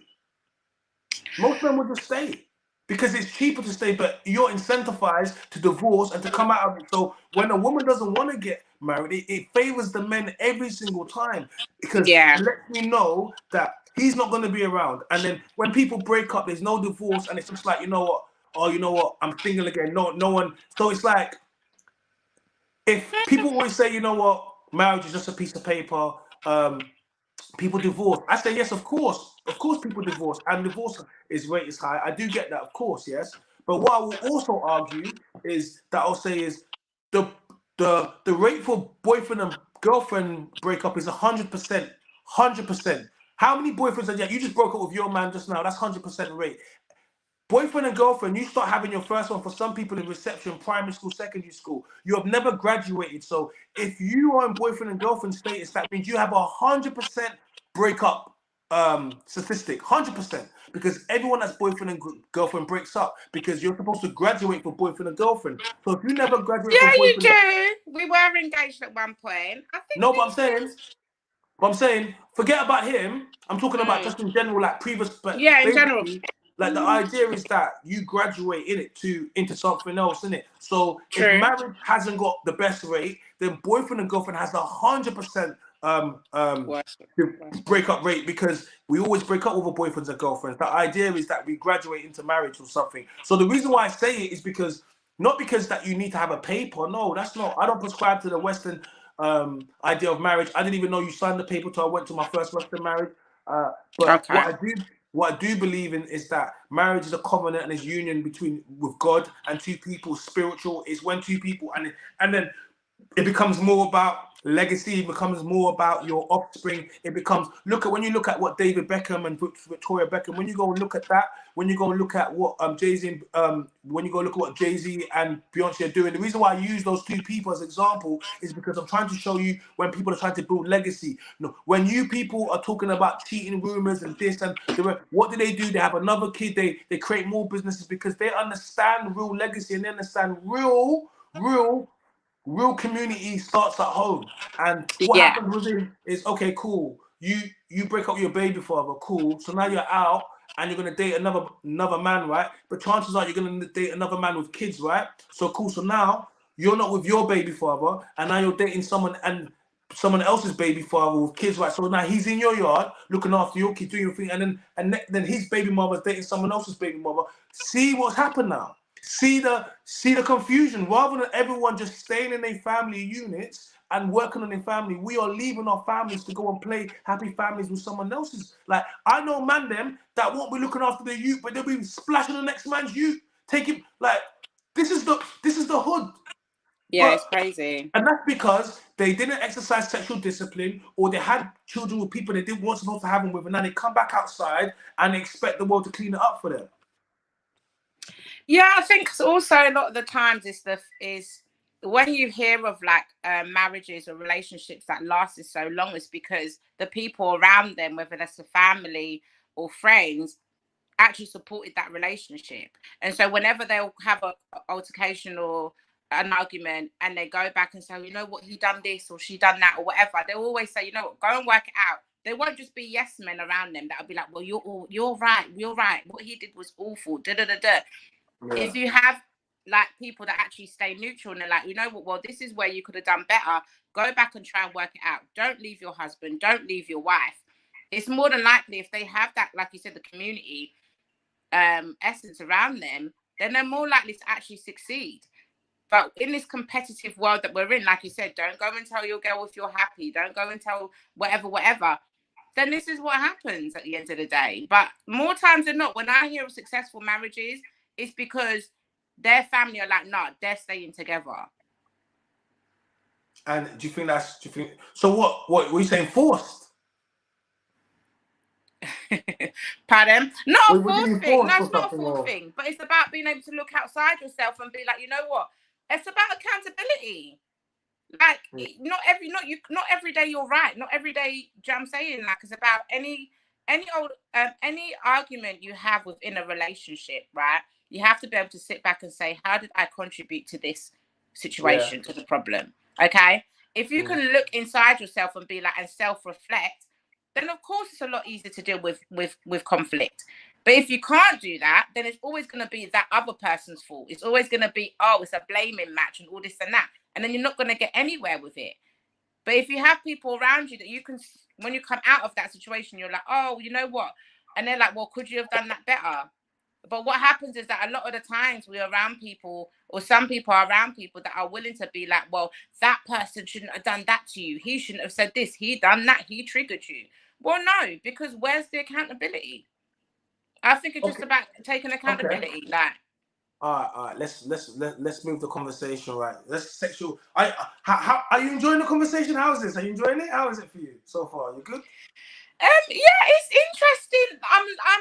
I'm learning. So I didn't know. Like, we're just checking the old temperature. Do you know about? Yeah, I'm not mad at it. Yeah? I think a lot of your points can be a little bit biased towards men. Biased? I'm not biased. You're a man. I'm not biased. I'm really not biased towards men. I'm really not. You have to understand. Primarily, primarily, I want best results for men first, yeah, because I'm a man and I do. Okay. But I said this earlier. I'll say it again. Like, best results for men equate to best results for women, yeah, because by having good results for men equate to good results for women. Then that in turn for the family unit, for the kids, and that then in turn for the local community, right? Then that goes further to society, and then that goes to the country, that goes to the world, and that goes for God. And the reason why I say I'm doing God's work is because the conversations I'm having, a lot of them really are based on good values, and in any religion that you follow, they practice all of these types of things, right? So when you say, this is what I said to anybody, I don't speak, I'm not out here preaching, I'm not doing that, but I'm saying, whenever you stand for justice or truth or honesty or morality, you get pushback. So For something as simple as telling a woman that she should, you know, protect something so valuable to her. How dare you tell a woman what to do with her body? Oh my God, I just told a woman to protect something so valuable because once she gives it out, it's not going to be the same for her. And then you make it out like I'm a bad person. What they want is they want you to be like everybody else. So if you haven't given it, they want to take it away from you because they know that makes you special. I'm sorry, it does. And other people who have had it taken, they don't want to tell you it makes you special because they wish they still was special. And this is the world we live in. And even if someone can't attain it or someone can't reach it, they're gonna shoot it down. So if someone can't get married, they're gonna. I don't have to be married for me to have marriage as respect people's union. For all the people that are successfully married, I can't disrespect it just because I can't attain it. Yeah, no, I don't think that's right. I'd never And that's what speak down everyone on does. someone's It's marriage. just a paper, or people break up. Well, everyone breaks up with their girlfriend. I have 100% break up with girlfriend rate, 100%, 100%, because any girl I've been broken up with. You see what I'm saying? So if you're gonna speak about marriage in that way, then speak about all the guys you dated. How did that work? And let me tell you something. Every guy that you have sex with is your husband. You don't like that, do you? Yeah. How many men you slept with? I'm not telling you, but I'm saying to a woman, if you slept with 10 men, that's 10 husbands. 20 men, 20 husbands. So the majority of your relationships, you broke up with them. No, I said this before. I've never left a woman, never. Oh, you've never left a woman. Okay. But they've always tried to come back, and I've never taken them back because when a woman leaves, and they didn't like it when I said it, but she leaves because she wants to fuck someone else. That's it. She wants to get her back blown out. Yes. Stop See, it. you're not gonna say that. She might not want to do it today. She might not want to do it tomorrow. But trust me, it's not going to be 6 months down the line. She will. Maybe she just wants to work on herself and focus on her. Is she gonna join a nunnery and become abstinent, become celibate? No, she won't. So at some point she's going to F somebody else. So when she leaves you, what she's saying is, I believe there's something better for me in the sexual market, my sexual market value. Once again, she's like, you know what? I believe my SMV is this, and I'm gonna go out there to see what I can get with my SMV. I'm going to glaze all of it by I need to work on my piece and all of. But what she wants is she wants to work on some new dick. You know what? Yeah. What? If you're saying that for men, they don't complain if they're not, or they don't publicly complain about being not sexually satisfied, right, by women, but then in the same breath you're saying the sexual market value matters, what? Right? Then it's kind of like that's a bit contradictory, really, because if men don't actually care about the type of sex they're getting, so then what does it matter what her market value is then? Your sexual market, and once again, you let me know that women always focus on sex. See, your sexual marketplace value is not based upon sex. It's not just sex, but I'm just focusing on that part. I know after your marketplace is. We spoke about it. Yeah, that's what I'm saying. I understand all the other parts of it, right? But then you're saying women are easy to leave a man if they're not happy sexually. So my point in saying that is like, if men are willing to stay unhappy, right? She ticks all the boxes. She has everything, but she doesn't satisfy him sexually. I don't believe a man is going to be willing to stay. So he'll stay there. Likelihood, he'll stay there. Likelihood he'll step out or cheat, but he'll stay. But he'll stay. And you think, what is that better or worse? Well, it's better. Well, if he does it respectfully, he's better off. Doesn't break up his family.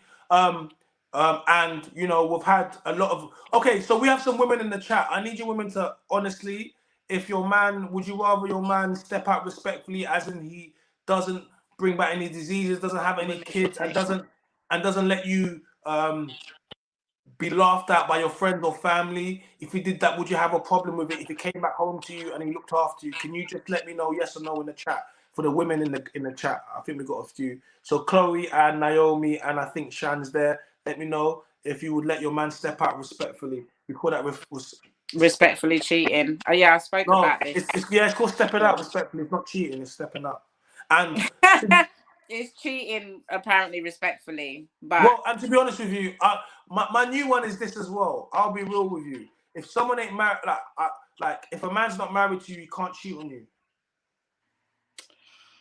If you want loyalty and wife stays, so you should become a wife. Boyfriend and girlfriend does not create anything, and it only creates that. Oh, that was my girl. That's why a girl can leave you, and you have to deal with it. If your girl leaves you today, it doesn't matter what you do, what you say or do. She can leave you, and you have to deal with it. Yeah, that's boyfriend and girlfriend status. So if you want your man loyalty, get married. If not, no man should owe you no loyalty because he can leave you at any given time. So you wouldn't value a long-term relationship compared to if you're married to her? Like the value Why is would different. a long-term relationship is marriage. If not, you're just playing games, like I said before. If you want true loyalty, become a wife. If not, you're a baby mama. Being a baby mama means I can leave you just like you can leave me.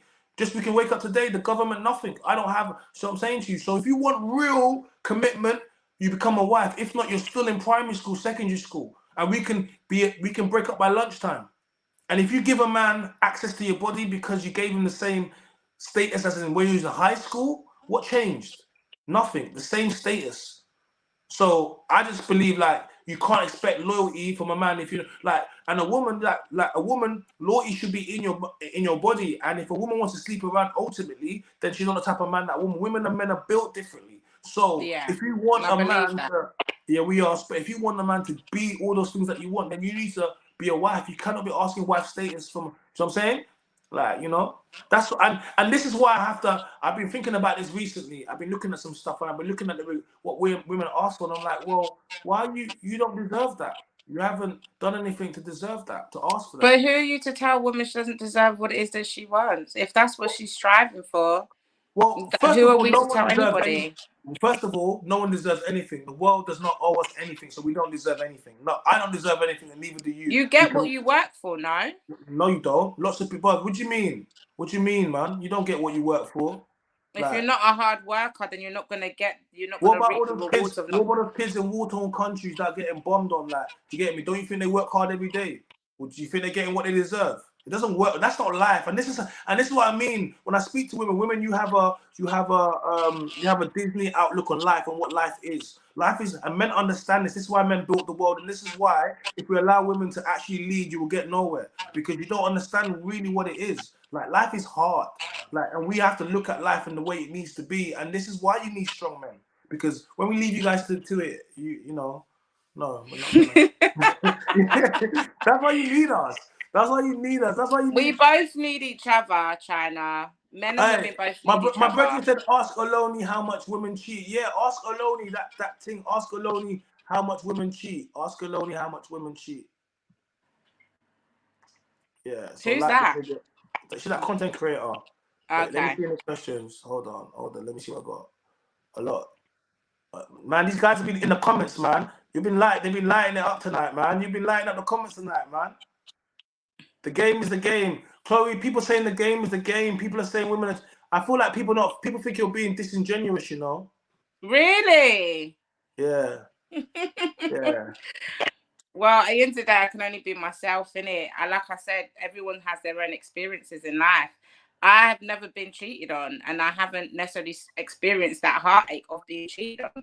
That doesn't mean that, boy, that men, like I said, I know women that have been cheated on. I'm not saying that these things don't exist. I just have not experienced them. Okay. I reckon, yeah, I do have children. They said this is a chat. This is a chat. They're firing. Don't worry about the chat. I'm just going through the chat. They're asking you questions. If you see any question you want to answer, feel free. Naomi, what are you saying? And then he will cheat, and then she will be heartbroken. Naomi, you've been cheated on. Naomi, how does it feel? Women want men who are sleeping with other women. Men want women who are not sleeping with other men. Yeah, you women love you. You like a man that other women find attractive, but we want a woman that we just find attractive. Do you get me? Like you want someone that you want. Like, and this is what I'm trying to say. Women, let me tell you something. Like, if you have a baby with someone that has a child by someone else, you are in a polygamous relationship. You are. You might you are. You basically like polygamy is not just based upon it's not just based upon sex, and this is one thing that we need to polygamy was based upon the community, yeah, originally, yeah, right? It was not based upon always having sex. Yeah, and So financial stability. yeah. So if you allow one man to have a baby by one woman, then he comes and has a baby by you, you are sharing that man. Yeah. So she may not be having sex with him anymore, but you are on a freeway because they still have to have they part of his resources that would go to you and your family is been taken outside and part of his time and whatever it is. So whenever you do that, you prescribe to polygamy because polygamy is not just having sex. No, if you guys are now using money and working together as a family unit, you are essentially. And okay, yeah, but I think if men are just are respectful and honest, if they want to be in like a polygamous or polyamorous or all of that stuff, they want to do all of that freeway stuff. They should just be honest about it. There's women out here that are open to that lifestyle. no, I'm saying you are open to it already. The moment you date a man that has kids, so yeah, but if, without consent, and then how you like this? That doesn't no, I'm even. saying whenever you date a man that has kids by whenever you date a man that has kids by other Another women, yeah, woman. What? yeah. So What you're saying is I prescribe to a polygamy relationship because he already you're sharing him now, so he has two families now. Like, but you don't look at it like that because you're like, oh, but he's ready, and this is what I mean. Like, but when a man comes in and he's about to have a baby with a woman that has a child, but this is less likely to. It takes a certain type of man to do that. We're like, nah, because we're not trying to share the same. You get me? But women won't mind because they don't because they want the man and they don't necessarily. And this is what I'm trying to say. Women don't care about this. That sisterhood thing is something that's been put there so they can steal your man. Like feminism was put in as a white woman. No, it's like feminism, a white woman's construct that was set in, and it does not. Feminism okay. does not help black women. Feminism does no black woman should be following feminism. It was not created for you. Push your women back. Like I always said, all these feminists, where are they when Meghan Markle is getting dragged? I don't see the feminists. I see all the women dragging Meghan Markle. Why? And I don't even like Meghan Markle, but I just told you feminism doesn't exist. The sisterhood does not exist. It's a fallacy, something that they put there. You guys feel like your periods and your vaginas align you, but it doesn't. It doesn't. It doesn't. And if you look historically, feminism was created by the people that that was your biggest hater. Has been your biggest hater. The black man has not been your biggest hater. We have not. We don't have control. We've never been. In actual fact, throughout history, even through the worst crimes and the worst travesties of humanity, through slavery, through all types, through Jim Crow, we were together. We were together. But ever since that, they introduced welfare state. And it started in America when they introduced the welfare state, and they were incentivized by having the black men outside the house in order to get welfare. And the black ones now it's followed the whole world where if you have a man in the house, what happens? You don't get the benefits, right? And how many people are not in relationships with their man, even though they're with their man, but their man's not living in the yard so they can have benefits?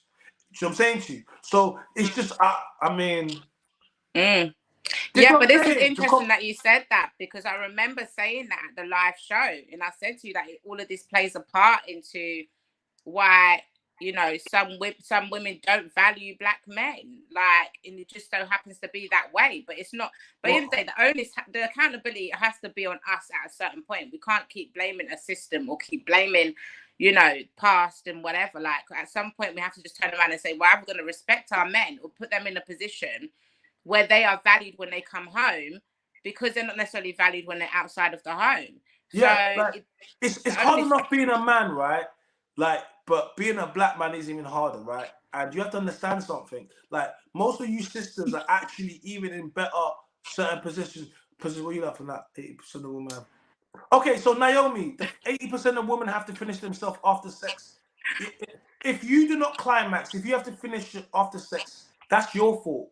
Has nothing to do with the man. Like, if you cannot tell a man, if you don't know how to, that's your fault. Yeah, we should vocalize it. Yeah, and that tends to be, you know what that is? Because you women spend too much time putting dildos inside of you, putting all types of stuff, you get me, using sexual toys, doing things that end up burning off your being. So now, in order for you to climax, it becomes so much harder, and the man hasn't got 25 pieces of equipment. He's just got the original thing, and he's going to do his thing and blow your back out. But guess what? It's not good enough for you. Yes. You women have effed it up for yourself. That's no, it's true. These instruments, these things, I don't subscribe to it. I don't think you understood this. When you see me talking, they're like, "Oh, China's just talking. China's talking." You don't understand. This is God's work right now. I'm teaching women. I'm telling women these things. These things are haram. You get me? Like, and this is why I said once the androids come, guys, let me tell you something. once the androids come, the women are going to be the first people to use them. Once the sexual androids, women are going to be getting dick down. Do you know why? Sexual androids? You better stop. No, do you know why? Because you put That's crazy. Hold on a second. All these things you put in yourself now are digital things. When you can actually get a thing that will blow your back out, that's it. You're gonna be gone. Like, and let me tell you nothing something. beats the real thing. But I think this is the same thing. The same effect watching too much porn has on men and women. It desensitizes you, and then it makes you think that sex has to be how you see it on the screen and what you experience when you're putting something fake inside you. Like, it's not the same stimulant. So yeah, I wouldn't necessarily subscribe to that either. Women adopt characteristics of men they want to date, then become perplexed when the men won't find it repulsive. Yeah, like, men don't want to date each other. We don't want to date ourselves. We like to, we want feminine women. We want those traits. And it's like, you've come out here recently, single. That's cool. But not most men are not. You know what I mean? You're a pretty woman. So I'm saying, pretty woman. So I'm saying, you're a pretty woman. You're gonna get, you're still gonna get good, good options. But here's the thing: when you come, yeah, it's not necessarily about the options. The options can be there, but it's just about the substance of it all, really, isn't it? What do you mean? I don't understand. The quality of the man. Like, there could be 10,000. Like, there's probably going to be a handful that are quality. Yeah, but okay. So we only focus on quality. We don't. If it's not quality, we only focus on quality. Women fake orgasms. Yeah, I know. We don't care. If you fake your orgasm, I don't care. That's your own fault. Like, what? Like, men fake. I told you. You took men fake. Like I said, most of you women are dead in bed. Like, I'll be honest with you. Like, so it's but sex is not based upon. It's supposed to be it's an energy transfer, in it. So right there we go. Yeah, so it's supposed to be spiritual. Both of you guys, come together, and that's why you can't just. That's why in reality you shouldn't just be sleeping with anyone, because if you do, their energy can follow you. Especially with women that sleep with loads of men and bad energy guys. Then especially have an unprotected sex life. For me, it's and you have to be old. Yeah. Like, you're not old enough, but I think at some point you understand that. Yeah, that stuff matters. That stuff really does matter. If you're spitting, she's been turned on, or maybe her old ass coochie just been run up and it's gotten dry. You ever think about that? You guys always want to be like, oh, maybe the man. How about you? Get me? Like, you shouldn't have to be turned on. You're get me? Them young girls are straight splash. You with your old ass talking about turned on. Your shit's supposed to be when you see me, it's supposed to be just flash. Get me? But guess what? You hit the wall. What's the wall? Get me? You hit the wall. You know what I'm saying? That's the purge. You hit the wall. Shana, I can't take you serious. Yeah, that's it. Yeah, Naomi, you hit the wall. That's the sound of the wall. That's the purge. That's it. That's crazy. Yeah, it's crazy. She didn't. Yeah, she didn't know. That's the wall. Behave. I beg. Behave. Let me go to you. Yeah, but do you think sometimes men aren't looking to do foreplay to really make a woman ready? Some men just want to go straight in for the kill, and that can also be the situation, unfortunately. Yeah. Yes. Shout out to my guy, dog. You get me with a quick $2 super chat. He says, fire, cook, my bro, cook. So I'm saying, guys, so everyone in the chat, make sure everyone likes the video. I can see all the comments. We're getting through the comments. And yeah, man, guys, you got the super chat button there. It's a little donation button if you want to support the channel. And don't forget, we got the membership as well. We got 3 separate tiers. Like my guy Doug says, for the price of a cup of coffee, you can join the tiers. And we're going to be putting out lots of private content and members only content, stuff like what she's getting now. Like, if you're a baby mama and you just come out of a relationship and you're out here, you're trying to date in the single market and you don't understand what's going on with this swipe left, right, and it's sending. Yeah, you need to be checking out my content and subscribing and definitely contributing, because your boy is coming with that straight fire. Let me just go through some more chats. Naomi, man, you talking about your dry pum. We're gonna get to you. Don't worry. Can we not do that, Naomi? You don't know what her vagina is saying. Let's not do that. You're right. I don't, guys. Just so you know, I've never ever seen the inside of Naomi's vajayjay. So right. So we can't really, comment on that. I can't comment. I can't. Does she have kids? Yes, she's a baby mama. They want to know. They keep asking the comments. But she said that already. Yeah. They keep asking. You know what I mean? And that's the thing, because what's the thing? Talk to me. That all this value stuff and all this and that. If I have children, I'm raising my children to be respectable human beings. I don't see how that decreases my value. No, that's good. No. Like you should be good. Yes. That's your value for society, for the community. That's not your sexual market value, though, because your kids are assets to you. They're not assets to any men that come into the home. Respectfully. But and then in also saying that my children's dad, like their dad is fully involved. They have even worse. Who wants to come in and there's another man? Oh my God! Wait, so who wants to come on? The dad's not there. It's nobody want to do that. Nobody. Well, you can't fucking win then. I don't care then. No, you can win. I don't care. My children's dad is fully involved in his kids' lives. Like ideally we want to come in and there's no kids and no man. But if we do come in and there are kids, we want to come in and the kids are either old enough or they left their home, they're not dealing with him, or they're young enough and the guy is dead and I could be the stepdad and the kid would. These are the only. I'm not looking for no stepdaddy, guys. What are you looking for? Someone to blow your back out and give you a good time? No, my lovely. So then what do you want? Sex is sex. So then what do you want? Right now, I'm really just focused on me, if I'm being real honest. That's not, I'm saying, so when you're not focused on you and you want a relationship. When I'm not focused on you, on me, on myself, companionship. Just someone to just enjoy. So basically, just agreed with me. You want someone to blow your back out and take you out. No, I said companionship. And what is companionship? Consists of as an adult woman with kids in an adult relationship. That consists of going someone out, to go and do stuff with. I like quad biking. I love and does that include having sex with this adult in an adult relationship? Yeah. If we got in a relationship. So then basically, what I said then. So why is it so hard to just? You're a grown-ass woman. No, but why you gotta say that? Words matter, innit? Don't be putting it out there. The thing is,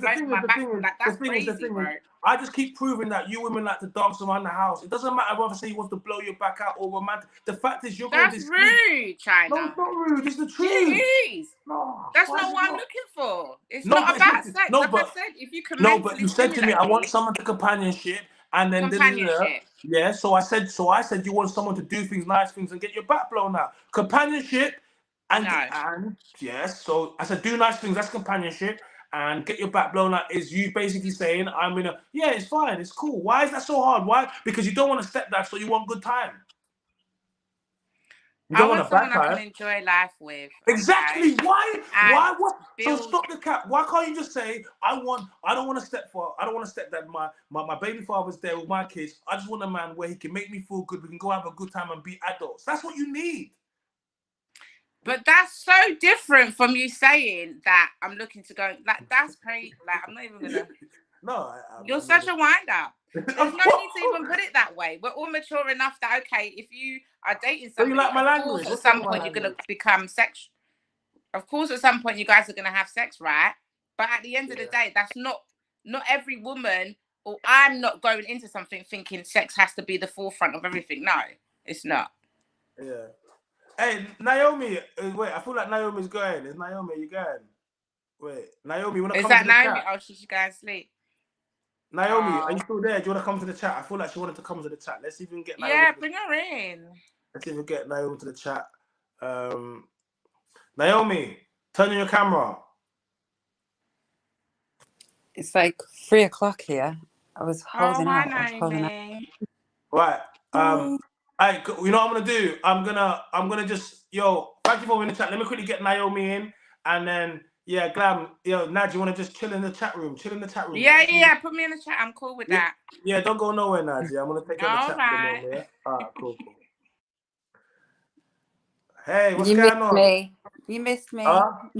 Look, okay, I'm going to sleep soon. It's been a great. She did that because she wanted attention, guys. She wanted attention. That's what 100%.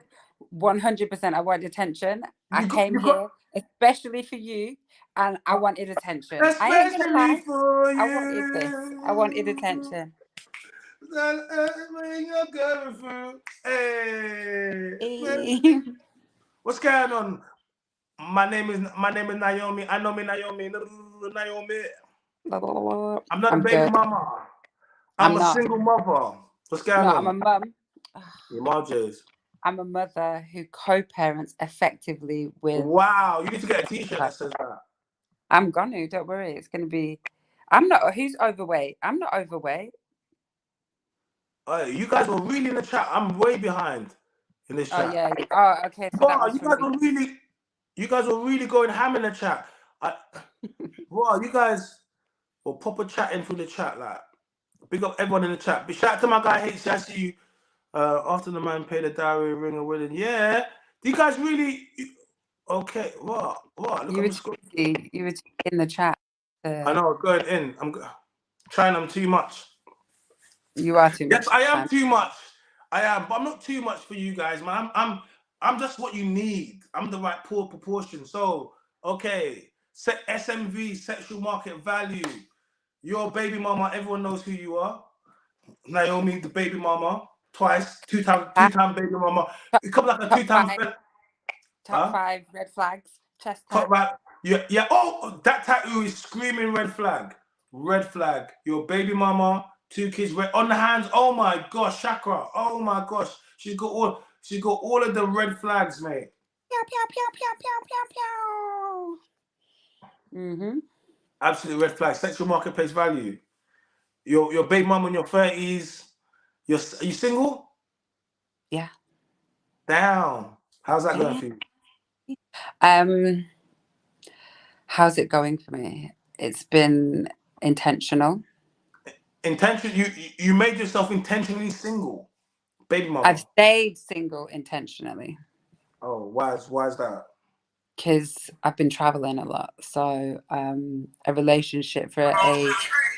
You've been doing what? Traveling.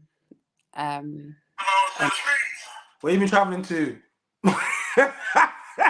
You see this in my middle finger is the Man them. When a girl says she been traveling, bro. I've been in Rishikesh in India doing yoga teacher training.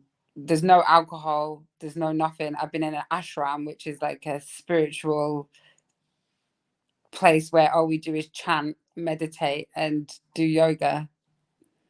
Okay.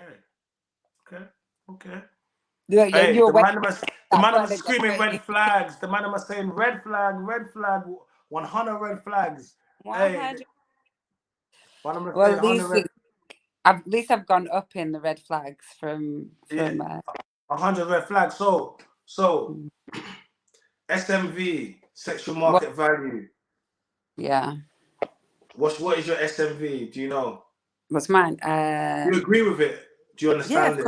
Of course I understand it, and of course I agree with it 100%. Youth, purity, not having children. That get out of the game then. Age. Oh, God damn. What else? I do think that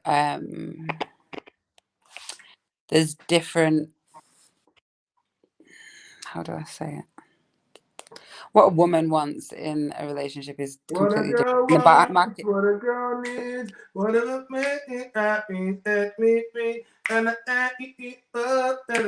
Why do we always end up singing when we're... Because I got vibes. Where's Doug at? Don't let them tell you that. Don't let them tell you this. Is what I'm saying. Don't let them tell you that this is just. I'm just out here just hosting, out here singing for you guys. Listen, hey, look. Man are saying damn traveling. That's what I'm saying. Man are saying traveling.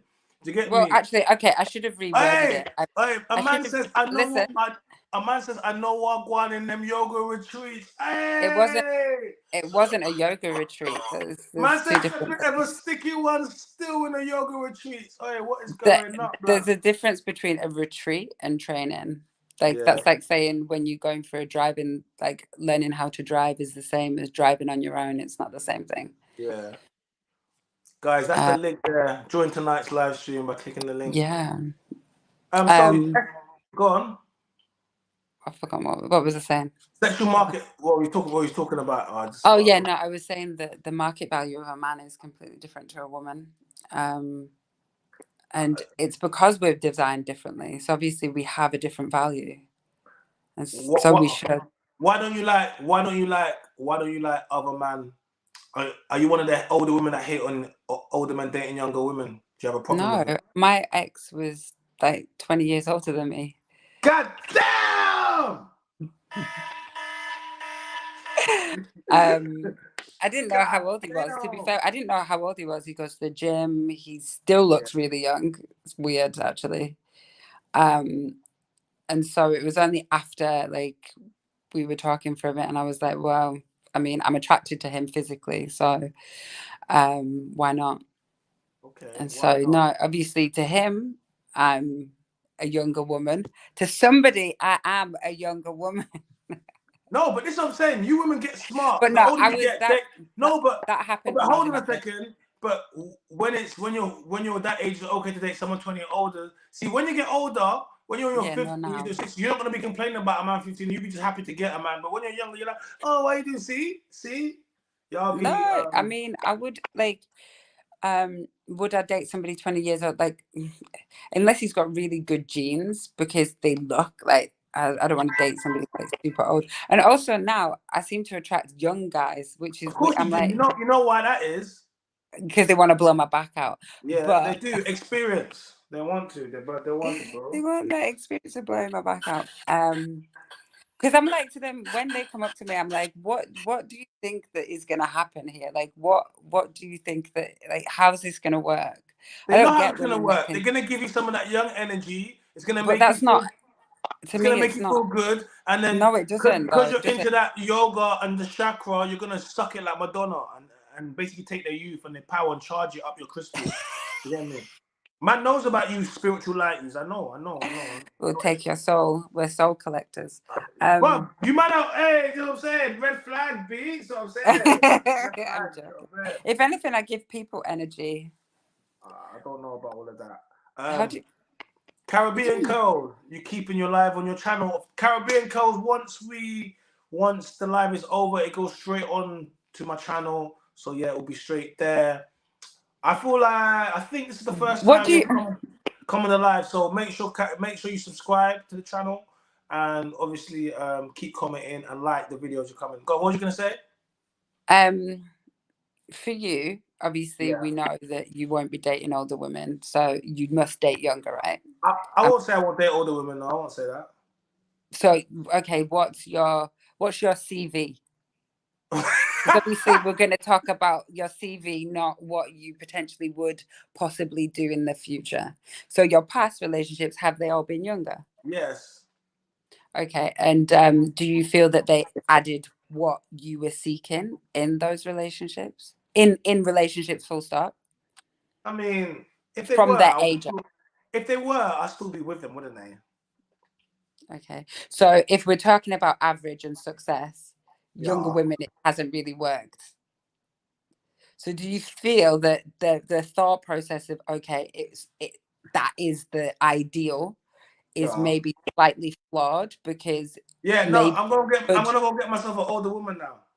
Not older than you, or just your same age, or even slightly younger? You act like I discriminate against women. Like, what's wrong with you? But you know what it is? Okay. No, I don't discriminate against older women. I discriminate against baby mamas. I'm not saying you're discriminating. I'm just saying that's your preference. I don't even discriminate against them. It's more, have you thought maybe like, oh, it would work possibly with somebody of this age or that age? Because you know, when something consistently doesn't work, we then have to look at our formula, right? Yeah. Okay, I'm gonna go wheel up a couple older things now, just for research purposes, and I'll get back to you. It might work. It might do. Slightly older. I'm not saying like you have to go like 50s, but like, you know, Like what Tinder? I can't go full Tinder swindler now. I can't go full Tinder swindler.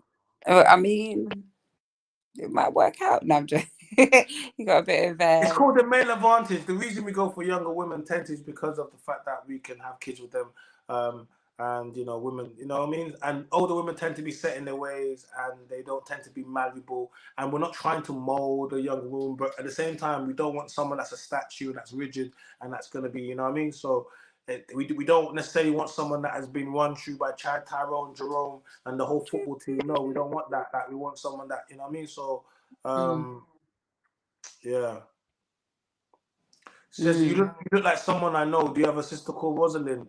Not super juicy. Who's that? Who's that to? Is that to you? Do you have a sister called Rosalind? Because someone's asking you. I don't have a sister called Rosalind. I've got 2 sisters, but none called Rosalind. Yeah, Mimi, I see you in the green room. Just hang tight in the green room. I like that. I got a green room with people waiting there. See how how the thing moves. Anyway, so I've said, yeah, like, I don't know what you want to say. You like, I've abused you too many times, Naomi. I've run out of abuse to throw at you. No, I'm not abusing you. I'm not abusing you because you came in about sexual market value. You seem to understand it. You seem to be speaking, But I think. Well, one of the things I know, your tattoos are a red flag. Your tattoos don't. Okay, so why is artwork a red flag? You go to some country. That's not artwork. Artwork is in a gallery, but not on your body. Art is subjective, right? 1, 2. I don't know art, but I know what I like. I don't know art, but I know what I like. Go on, hit me with that. I don't know art, but I know what I like. What? I don't know art, but I know what I like. Go on, hit me with that one. I forgot what I was going to say. Go on, I don't know art, but I know what I like. I can't remember what I was going to say. Oh, yes, in some cultures they tattoo because they just tattoo. Why is a tattoo a red flag? What culture? Are you in the culture? What does tattoos to you? Yeah. Okay, I'll make it subjective. Tell me you're slutty and spontaneous. I am spontaneous. That is a fact. And a little bit slutty too, eh? I mean, my man maybe. Like, you want someone dry? Like, dry? Nah, we don't want no one that we got to spit to start. Thank you. No. Exactly. So, but we don't want someone that is just Niagara Falls for everybody. That's for spontaneity. We don't want that. Spontaneity. We don't want that. No, we don't want that. Spontaneity in your relationship is a must. No. Look, 100% China. When you remove the weave, nails, fake eyelashes, fake eyebrows, lipstick, and especially the makeup, most girls are a 5 out of 10. Bro, they're 5 out of 10, bro, if they're lucky, bro. That's why when I call myself a 5 today, they know I'm not a 5. She was looking at me like, how dare you call yourself a 5? But she knows I'm not a 5. She's looking at this chocolate. She's looking at it. Look at this chocolate. Look at this guy. You get me? Look at me. How can I be a 5? Come on. But reality, truth is, whether or not I say I'm a 5 or a 10 or an 8 or a 1, it's the market will dictate the results that I get, you know? And I don't... Or your mouth. Or your mouth will dictate. Wait, all right. Easy.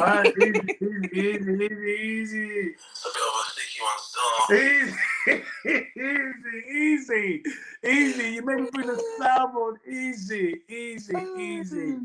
All right. You make me bring the soundboard out. Easy.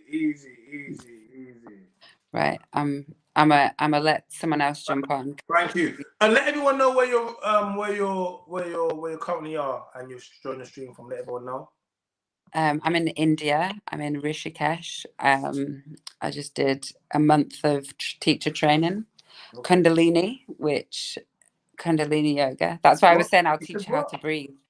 Houdini what? Houdini? Kundalini. So Kundalini is a life force that you're not ready for this, China. That's why I said I'll teach you how to breathe first. Huh? I said I'll teach you how to breathe first because you're not ready to understand the What type of breathing is this? Well, you can do that.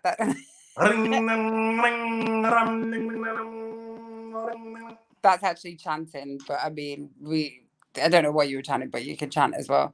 Taps on a woman, singing to a man that she does what she wants and when she wants, and she will not listen to a man. Any girls with tattoo, my ex had tattoo, she belongs to the. Let me not say that. Oh, don't you dare say that. Don't. I was talking about. Yeah, you can talk about me.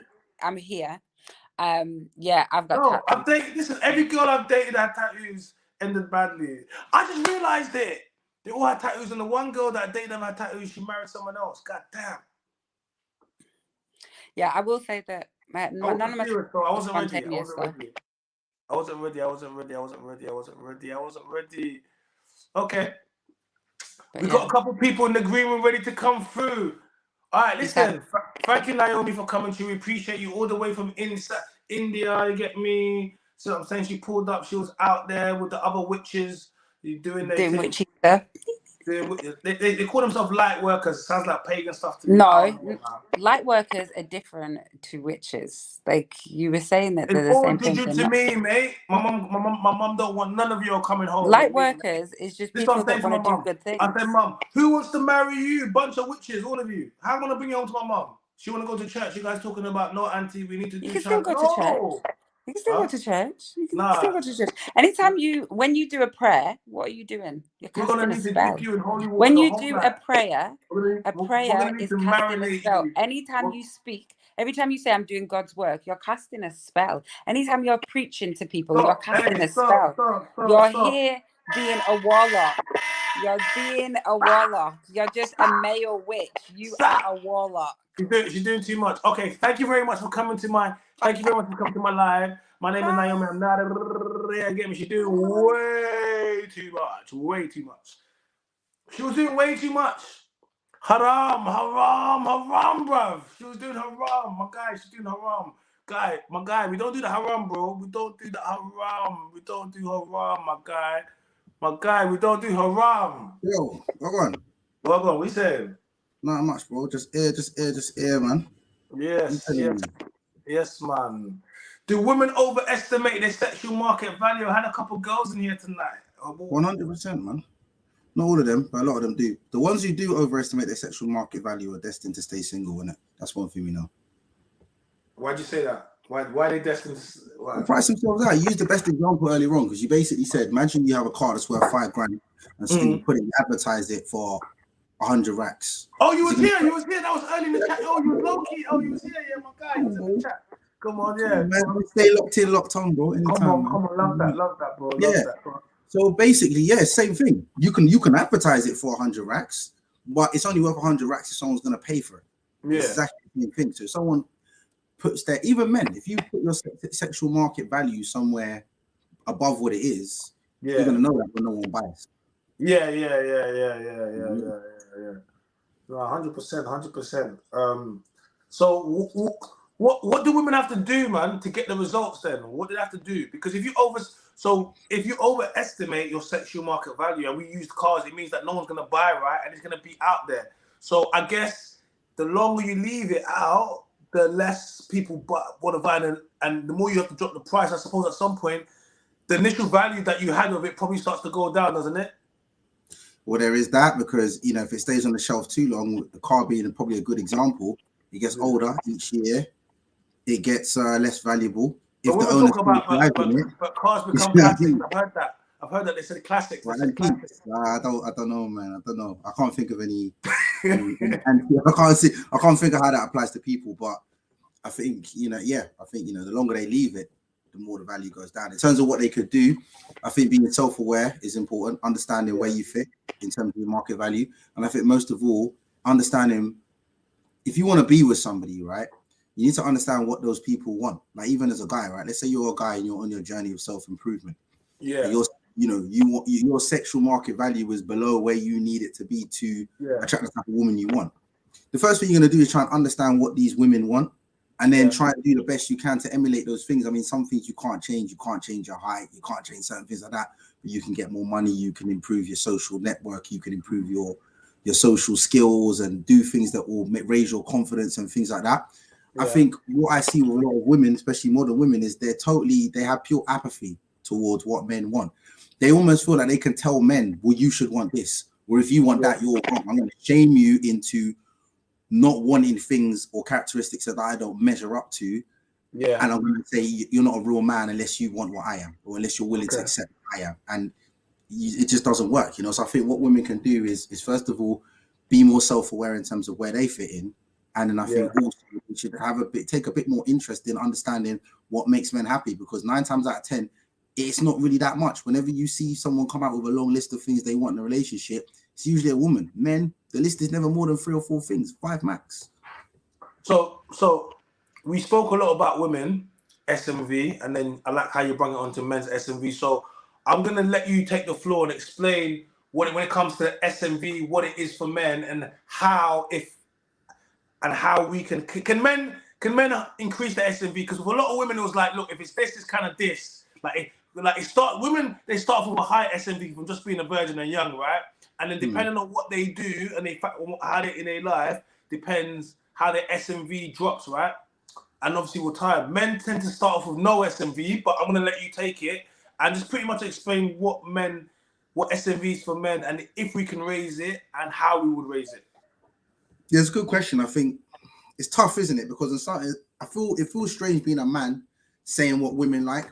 But then again, if you ask what women like, a lot of them will lie anyway. They'll lie. I'm sure I want a guy that's a good person and who treats me right. Come on, man. That's not what they choose. You know what I'm saying? There's a girl asked about the receipts earlier. If you pull up the girls' receipts, 9 times out of 10, they're not choosing men that choose them good. That treat them good, sorry. So I think in terms of what can raise a man's SMV, I think it's the things that, like, to be fair, the manosphere talk about a lot. I think you got to be someone who's assertive and driven. I think that's quite important. I think you got to be someone who's, I think being knowledgeable is useful as well. You don't have to be a geek, you have to be smart. I think being smart is important. I think leadership is important as well. Someone that a woman can look up to. And then I think a lot of that will start to reflect on what your life is like. Because if you're like that anyway, you attract other people, because a lot of the things that characteristics wise that men can have that would attract women, they'll attract people anyway.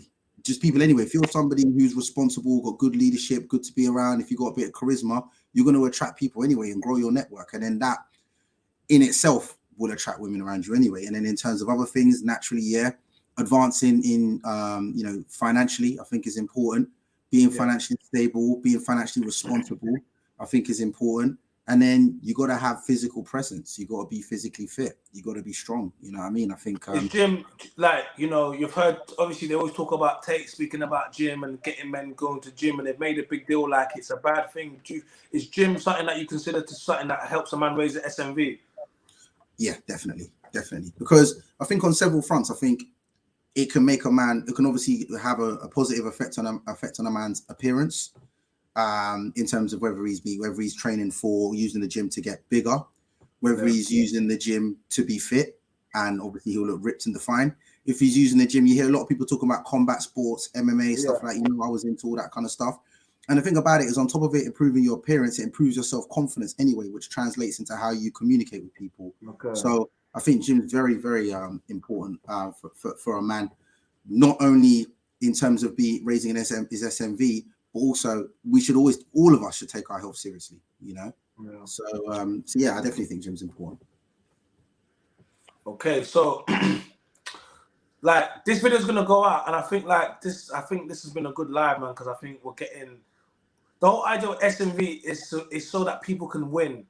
Understanding your SMV is essentially understanding your power, and it's understanding your strong points. It's also looking at the areas that necessarily you may not be able to so good at, and some things you can change, some things you can't. If you're a short guy, you can't change it. You know what I mean? So there's some things you can't change. And if a woman, most women are attracted to tall men, no matter what, they'll virtue signal when they want to, but one thing they don't tend to virtue signal on is short men.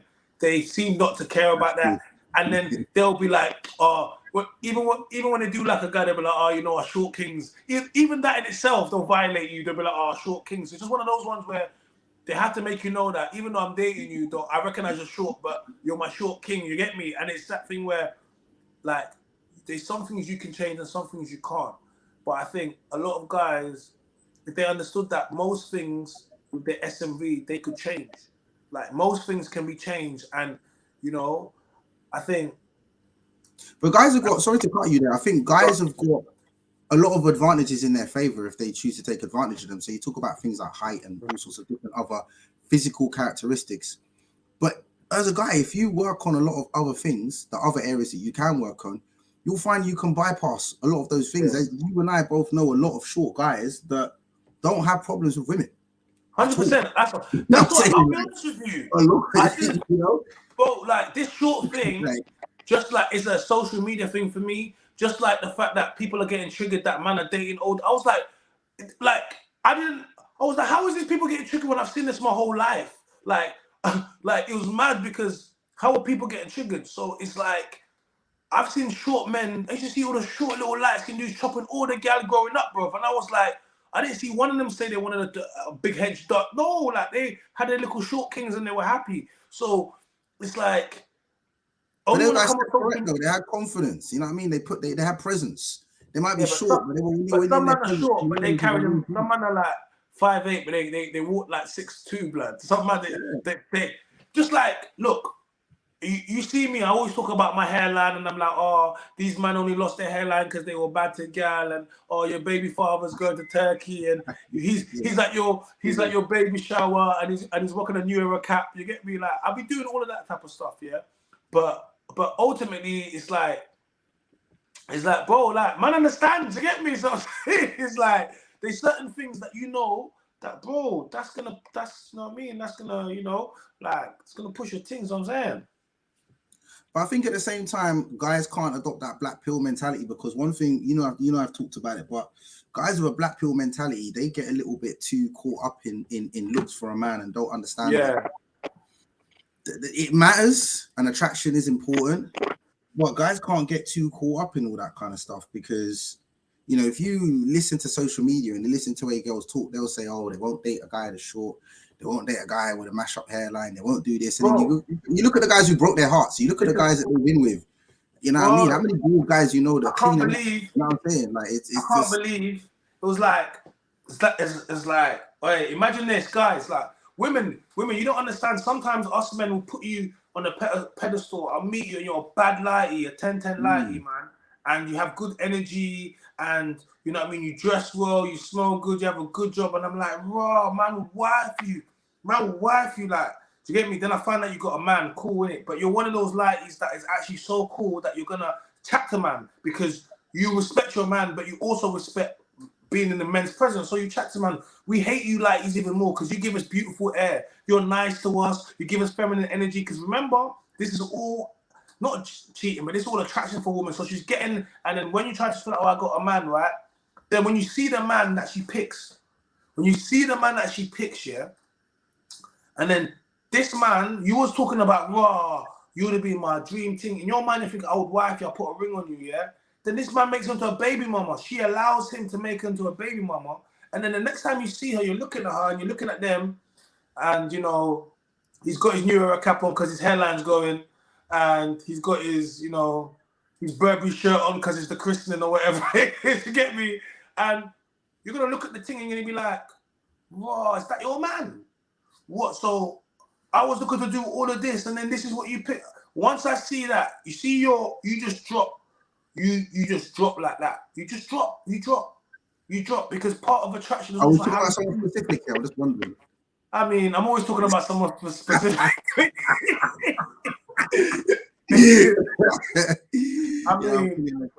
mean, I'm always talking, but yeah. I mean, we don't say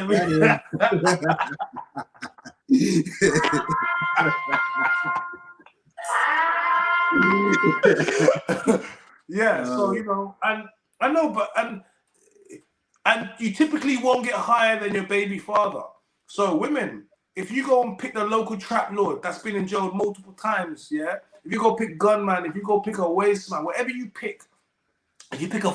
But on the flip side of that, if you pick yourself a city man, a footballer, an entrepreneur, someone that's on, well, I'm trying to give you levels of state, whatever you consider to, what you pick that, chances are you'll be in that circle, and the next man that picks you up is going to be of similar stature because of the levels. But you're not going to go, from trap lord dating a little guy from the ends that's in jail to think that you're about to go get a city. No, he's not, because the moment he finds out who your baby father was and what. He's not gonna do that. Like, because it gives an indication on what you was doing before, and you was making bad decisions, you was dealing with, and no man wants to feel like we're coming to clean up the mess, especially for no little hood rat. No. Though. Do you think that just applies to a woman who's had a baby with a guy who, let's say, is whatever, you know, he's a lower quality man than the man, you know, talking to her? Does that just apply to a guy that she's had a baby with? Or what if she hasn't got any kids, but you see through the grapevine or you hear her talk about the fact that she's been with guys that are just dusty? Does it put you off in the same way? Like, yeah, it does. No, I'm not taking you seriously. You've been dealing with. Because she just let all the dusty ass niggas use her body and that, and now I'm gonna come on Wi-Fi. I don't wanna and it's the problem that no man wants to feel like we're just like these men had. You're buying the cow, and these men had the milk. They had the milk for free. They had the milk. They had the. And you know how it is when they had the milk. Usually the milk was sweeter as well. You know what I mean? Like no one they had the good milk. You know, the good milk, early milk. Now you have the milk, and you know it's still nice. It's just not. It's just not as fresh. Again, I think this speaks to the fact that a lot of women, you know, and I don't like to generalize because not everyone's the same, but a lot of women generalize. This is a man's voice. They can't get in their feelings over here. Don't worry, we got the risk, baby. Don't worry. Well, yeah, I mean, basically, a lot of women will, like I said, they don't really have any kind of understanding or taking interest in understanding what men want. And you'll hear them say things like, "Oh, well, you know, I've had my fun with the bad boys, and in my days, you know, when I was sleeping around, I was doing this, but now I'm serious, so now you should take me seriously." It's like, bruh, do you not realize what you just said? Like, after you said that, what man is gonna want to take you seriously after he knows you've been used and abused by a bunch of guys that are lesser men than him? Yeah, and that's the thing. Like, you know, listen, I keep saying to this woman, you need to play to your man's ego. And most of us men, yes, look, we know that we're not your first. Yes, we know we're not the first. But when it's ours, it's ours. That's why you get violated if your girl does anything or whatever. And that's why if you break up with your girl, you want to get her back because you don't want her to get with no one else. Because once she does, you just know that it's been destroyed. It's been destroyed. Women need to start making men feel like they're the only one. Like, I don't know what's happened, but they've lost that thing where they know how to make their man inspired. The reason they always moaning about men ain't making no music no more about it's like because there's no more inspiration. Used to be inspired, like women were inspiration before, but now it's not really. And with women talking about they don't need no men. If you make a song about needing women now, they'll call you a simp. I'll call you a simp anyway. 100%, because I'll be like, that's not what they want. They talking about, see, I'm a bad bitch. They're talking about they want to eat your ass. Look at Sukiyana, bro. They talk, and then you're gonna talk about, oh, I'm singing in the rain like Ray J, One Wish. No, that's not what they don't want. They don't want One Wish right now. That's not what they want. They want to bust it open. They want to play. No, they don't want One Wish. No, they don't want Wish. They don't want One Wish. There's one comment here that says, why worry about SMV? If you find a good person that respects you and loves, this should be the ultimate goal. What do you think of that? But how are they gonna find me without my SMV? They keep doing this thing where they're thinking that you need to attract them first, isn't it, man? You need to attract them first, and your sexual market value is what attracts them. Like everything I'm doing now, podcasting, doing that's part of my SMV. That becomes an attraction, right? People, this is all stuff that is part of becoming SMV, becoming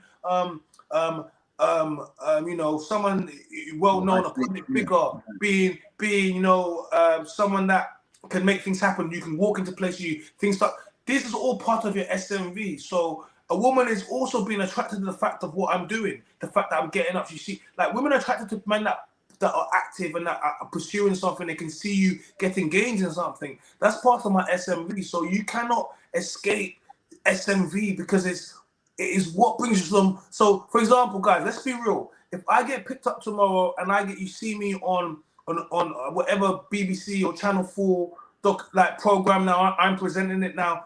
What do you think gonna happen to my SMV? What do you think? It's gonna go through the roof because all of a sudden now China's. Let's say they put me in EastEnders tomorrow and I'm acting in EastEnders tomorrow. What do you think will happen to my SMV? They're gonna be like, he's made it. I'm gonna go through the roof. The types of women I can get and the types of things I can. So SMV is something that for men, you know, you can. So, but the woman always have to see your SMV first. Then she will see you for who you are. I'll be honest with you. I said this before. Like, obviously, Rihanna's a billionaire baby mama now, so I don't want her because she's a baby mama. But if Rihanna was so single, how You think, look at the man. Okay, look at the man she picked. First of all, look at them. ASAP Rocky paints his nails, yeah. But look at the man she picked. Out of all the men, all the strong masculine men that she could have been with, even men that she dated before. Look at the man that look at the man that she picked. Now, well, I could date Rihanna. They'll be like, oh no, you're gas. Oh, the one of the reasons why you couldn't date Rihanna is because you're not in the room. You need to be in the room first. Yeah. No, you're not gonna date Rihanna from being a fan. No, that's not gonna happen, my brother. That's not gonna happen. But you need to do things that put yourself in the room. Now, for example, a lot of these these YouTubers and streamers, Kaisi and these KSIs, they put themselves in the room. Yeah. And now because of that, I'm not saying they're gonna date Rihanna, but I'm saying to you, it's like a lot of times people look at people and they're like, oh my God, they're so amazing. Like when you do things that heighten your SMV to the point you're in a room with these people, now you're attractive because you're there. And if you was attractive outside of the room, you're still going to be attractive inside of this room. You know what I'm trying to say to you? The only difference is now she can see you because your SMV says he is a man that can be in a room with me and I'm a billionaire. So whatever this guy's done, he has to have something about himself. So you're already attractive just because you made it into the room, because not anyone can be in a room with them. You understand? And that is how SMV can get raised. So when you talk about, oh, I need someone that likes me, no, she will like me for my personality, of course. But what I do is what's going to get me in the room for her to see me for who I really am. Yeah, no, I completely agree with that, man. I think that ultimately, yeah, you can have the nicest personality in the world, but if you can't get through the door, then what does it matter? Yeah. You know what I'm saying? You can have all the skills for the job, but you have to have the CV first, otherwise you don't get the interview, bro. You know what I'm saying? Simple as that. So yeah, right. And I don't think enough people focus. I got someone that wants to jump in the chat with you while you're here. She said she wants to get in here with you. You know, what's going on, Mimi? Chloe? Hi, how you doing? How you doing, everybody? Not too bad. She requested. She said she wanted to jump. I was gonna have her in a chat by herself, but she said she wanted to come in here while you was here. So can't give me that smoke here. No, not even. No, I just wanted to get like an understanding. Like, China, you mentioned something about men don't want a girl that is like accessible or been ran through, but at the same time, men still want a woman who is physically desirable to other men, but is exclusive to him. Am I wrong in that? I would say that's what I wanted to understand. I would say men want you physically desirable, but I wouldn't say to other men, to us. We don't like it when you do excessive stuff that would attract other men's attention. But absolutely, yeah. But but I think women tend to want a man that other women find attractive and they want, and so when they've got, it's like a trophy. Some men want trophy pieces, of course, dime pieces. But ultimately, we don't want to have a woman that is accessible to everyone else, because we know cheating starts with attention. And any woman that likes a lot of attention, yes, she can fight off attention every single day, but that's until there's the one person that can gets broken down. Yeah, and you don't want a woman to be in that scenario, because all of us at some point have been the man that be like, no man can take my girl. But let's be real. If Floyd Mayweather pulls up right now and puts your girl on the mic, Floyd's done it. He did it. I remember he did it to some guy. He took his girl and she went on holiday with a girl, and then she's like, I didn't do anything. She had that man. She's like, it was a once in a lifetime opportunity. Who wouldn't go? I'm like, what do you mean? Who wouldn't go? You better not go. A wifey wouldn't go. Put it that way. Yeah. So I wanted to just get the male's perspective on that, and then sort of like, you see with men, the one thing I feel sorry about for men is that in order for them to sort of appeal to the masses, they have to spend, like, for example, they have to spend more money on clothes, as an example, 100%. And I think it takes a lot more for a woman to appear. It takes a lot more, I think, for a woman to be unattractive versus a man. I think a man, as long as he's dressed the part and he's talking the talk, he can there is some leverage. That's what I think. If it's a girl and I don't know, your shoes are not quite whatever, or not only that, your face, like, there's little things that, obviously there's big things that you can't necessarily change unless you have surgery, as an example. Just a quick question on that. So when you say a man like can dress a certain way and then kind of improve how good he looks to a woman, are you talking specifically things that show signs of wealth, or are you saying just, you know, just looks clean and smart, well put together? I mean, for I'm talking like on a mass level. Obviously, there's a lot of things with women that, okay, he has to. I don't know. As an example, if he's even just going to the shops, he has to wear an essentials tracksuit. As an example, and that's what you know. People are visual. It's not just men, but when it comes to things like that, women are attracted to that. You know, it's about, they're not really sort of like. They're just looking at things at very surface level, you know, and just because somebody has nice clothes doesn't mean they have money necessarily. Very true. So well, that's what I don't know. I guess, I don't know. I mean, my view on that is that if a guy just dresses well, I think it can make a difference, but I don't know if it makes that much difference. I think if you're talking about, you know, guys wearing material things or has certain signs of wealth, then I think that can make a difference, because to some women, they're looking and saying, okay, this guy's got a nice watch or nice shoes or whatever. He might have money. And then obviously, as you know, if a guy's got money, then I think that always can make him more attractive. But then again, how many men can afford to do that? You know, that's only a small portion of men that can actually afford to, you know, again, we're going into that category of that small percentage of men. So I don't know if there's many men that can actually do that. I don't know if that's tangible to a lot of men. So I don't know if that answers your question, but I mean, it's just like, I feel like I said, I think for me, there's very few men that I've seen that I think, oh, he's totally ugly. Like, do you know what I'm saying? Whereas if it's a girl, it's a whole different thing. It's a whole different thing. But does that speak to the thing that what we were saying about the fact that the very ugly men or the very undesirable men are just totally invisible to a lot of women? Women are just kind of oblivious to their existence, really. Yeah, I think it's that, but I also think it's presentation. You know, a lot of girls, for example, yeah, they have the weave and they have the eyelashes. I mean, I wear fake eyelashes sometimes, but yeah, they have the eyelashes, they have the weave, they have the long nails. And I know men don't like extremely long nails. I don't think that really works. But if they're under all that, they look completely different. Sorry, beg your pardon? I said the laquishes, the sneakers, and those nails, isn't it? Those, it's a bit ratchet, isn't it? Yeah. It's a bit ratchet. But then, you know, if you're laying in bed next to them in the morning, they're complete. It's not even the same person that you were laying up with the night before. This is the thing. Yeah, I get that, but I kind of it's because of those things that I think it's kind of more the opposite. Like, I think a lot more average women are able to kind of present themselves as attractive than average men.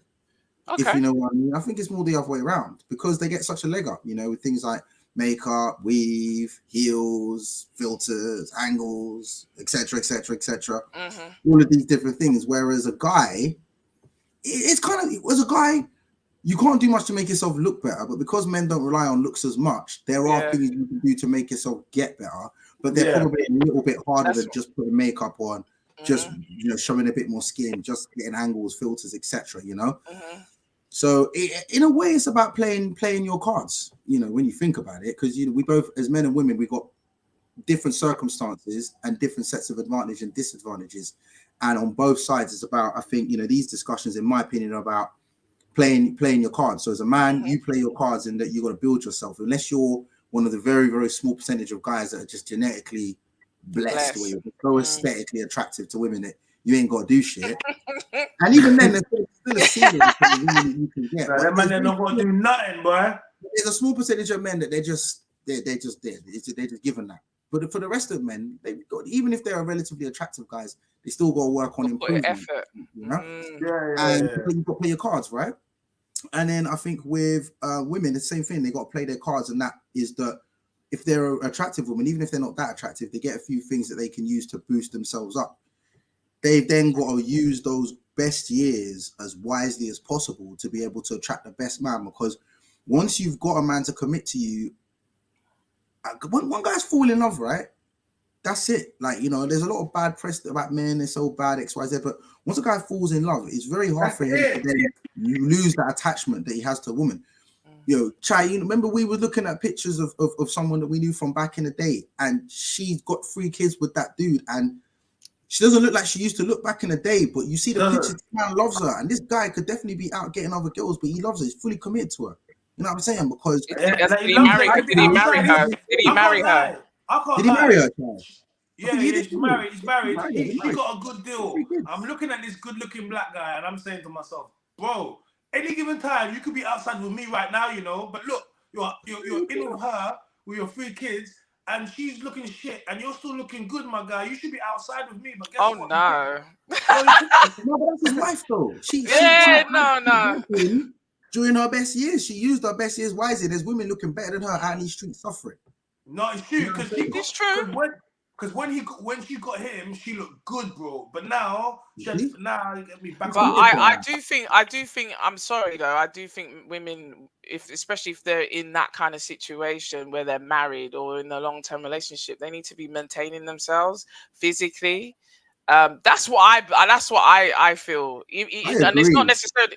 Sorry, beg your pardon. No, sorry, I didn't mean to cut you. I was gonna say I agree. Yeah, I agree. Yeah. So just because you've locked him down and he's married, that doesn't mean you now let yourself go.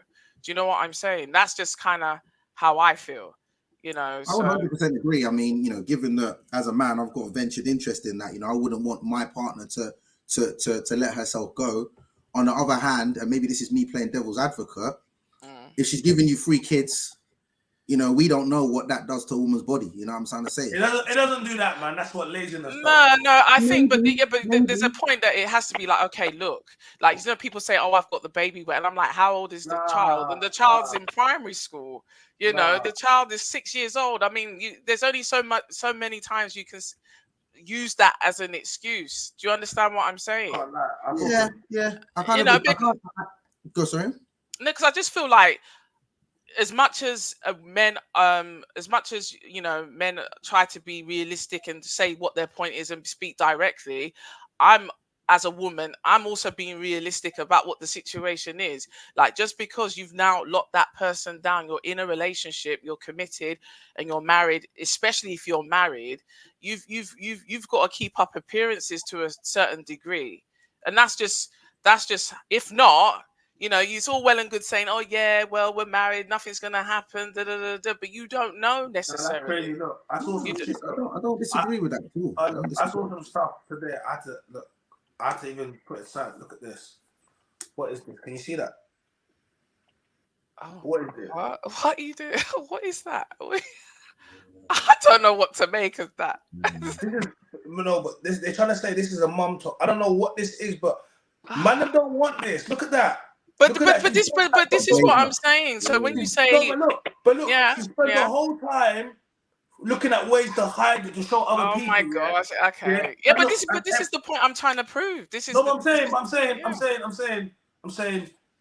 But we live in a world where now that's her social media. All she does. I'm not going to show you other things because that was disturbing enough as it was. But people now praise that. Oh my God, you're so. Look, she's trying to do all the different things to cover it, rather than hitting the gym and getting rid of it. Yeah, getting rid of it. Yeah, get rid of that. I agree, but I think we got to be realistic. And I sound like I'm playing devil's advocate, but I feel like I've got to be realistic as well, because let's say you got a woman, like, we got to have a conversation, even if you disagree, because I'm not disagreeing with you guys. Like, I wouldn't want my woman to but at the same time, I think satisfaction comes from having expectations and managing your expectations. If you've got a woman, and she's, especially, the type of women that we like, with the shape and the curves and that, she pushed out 3 youths for you. She's in her late 30s, 40s, her metabolism slowed down and all of that kind of stuff. And she's looking after your 3 youths, How much time do you really think she's gonna have to be in the gym? I mean, I think you make a fair point. You make a fair, but you do make a fair point. Yeah, but you do make a fair point. You're trying to be accommodating, but even if it's not for your husband, for yourself, from a health perspective, you don't want to be. You don't want to be in that kind of situation. How are you going to be running? How are you going to be running after your children in the park if you've got all this extra weight? Do you know what I'm saying? It's about that as well. So no, look, listen. I believe as the man, you should support it. You should, she needs help. You should get her, a personal trainer or whatever the case, come on, bro. Do all that stuff. if she has a skin problem, maybe go and help her confidence by going and getting some surgery to help her. But end of the day, my guy, like, no woman gets to that without putting themselves through that. And if it didn't come from a health complication, it literally just came from the fact that that's just laziness. And we need to get into the thing, because for every woman that says, oh, okay, so this is the sad thing, right? Where women create a crutch, where they keep it like, I've had a baby and it's this how women are, and you don't understand. And because of that, you can't speak out to it because you've been insensitive to women and what it is to have a baby. But when you go look at all the other women that ain't living that reality or doing that, it becomes that thing where someone will just use it as a reason to be lazy. Do you get me? And be like, oh, you know what? It's because I had a baby. No, it's not. It's because you're lazy. And I think in some cases that's true. I just think, the honest truth is, I don't know. I'd have to see it. Like if you're with someone and you see them every day, if it's laziness or if it's just one of them things in it. So I don't know. Maybe I'm just keeping an open mind. I don't know. Because when I'm looking around, how many women do I see that are really 40-odd with loads of kids that have got their weight down? I don't feel like it's many. You know what I'm saying? I see more fat married women because it's actually more acceptable now to be plus size. It is more acceptable. No. I'm not talking about men necessarily. I'm talking about you've got plus size supermodels. Because they want to kill you like that. Listen, let me tell you something. Let me tell you something, yeah? Because they want to kill you guys all off. That's why, yeah? When you're overweight, you have more health complications, diabetes, and let's just be real, right, yeah? Like, I've said this before, there's a reason. When was the last time you saw an overweight old people walking around in the 70s? When did you see that? Tell me. When did you see that? Huh? There's a reason you haven't seen that, because they all end up dead, or they're in those mobility scooters because of diabetes and they can't walk. You have to understand something. Once you get to a certain age and you're overweight, you now become victim to the state. That's it. After that, they've got you forever, and now you're gonna be on that conveyor belt. That's it. And in our community, we've got to be more careful of that kind of stuff, because we got diabetes and high blood pressure. And all that kind in the black community, we suffer so much. You know what I mean? And all that fried chicken and rice and peas and jerk chicken and plantain. It tastes good. Don't get me wrong. It tastes good, but that shit be, bro, like, the palm oil, we're not checking what we're doing in there. We're just letting the ancestors guide us. They're guiding you back to like, what? And that's really the truth about it, you know what I mean? I want to read something out for. Shout out to Jemmy Madeline. I was married for 12 years. She left me and took my kids away. I haven't seen them going on 2 years. But as much as it hurts going through court and I still can't see them, life still goes on. Damn. Shout out to Jimmy. That's hard. Shout out to Jimmy, bro. Like, that's man. Like, that's some men aren't doing marriage. Like, it's a shit deal for a lot of guys. You know what I mean? See, don't be pushing this narrative out about. No, about it is marriage. a shit deal. I would still do it, but I recognize the risk. You know what I'm saying?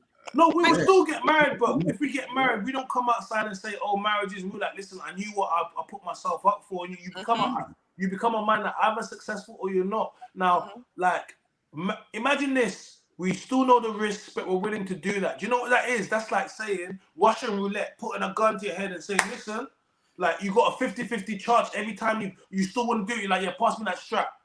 But men, do you know why? Because men believe in it that much, and the legacy and. Imagine that, and that's why most men will just make you a baby mother, because it's so much easier. Society is for who? For them. For who? But it's not really easy all the way around. You're creating lives in different places that you could. No, you can create life in that one area, but still not married. No. Because even I had someone approach me the other day, and I said to him, "Do you have children?" I'm going to ask that question. That's one of the first questions. I told you, ask them from the rip. And then what I heard is that he said he had two children by two different people, and I already said hell no.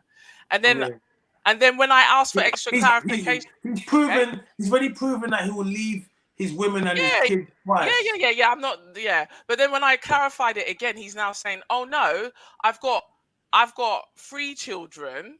in 3 different places. To me, that's like 6 lives in 3 different places. It's a madness. From the moment someone says that, you just smile, you don't judge them, and you keep it moving. Oh yeah. But a lot of people are very happy to say, oh yeah.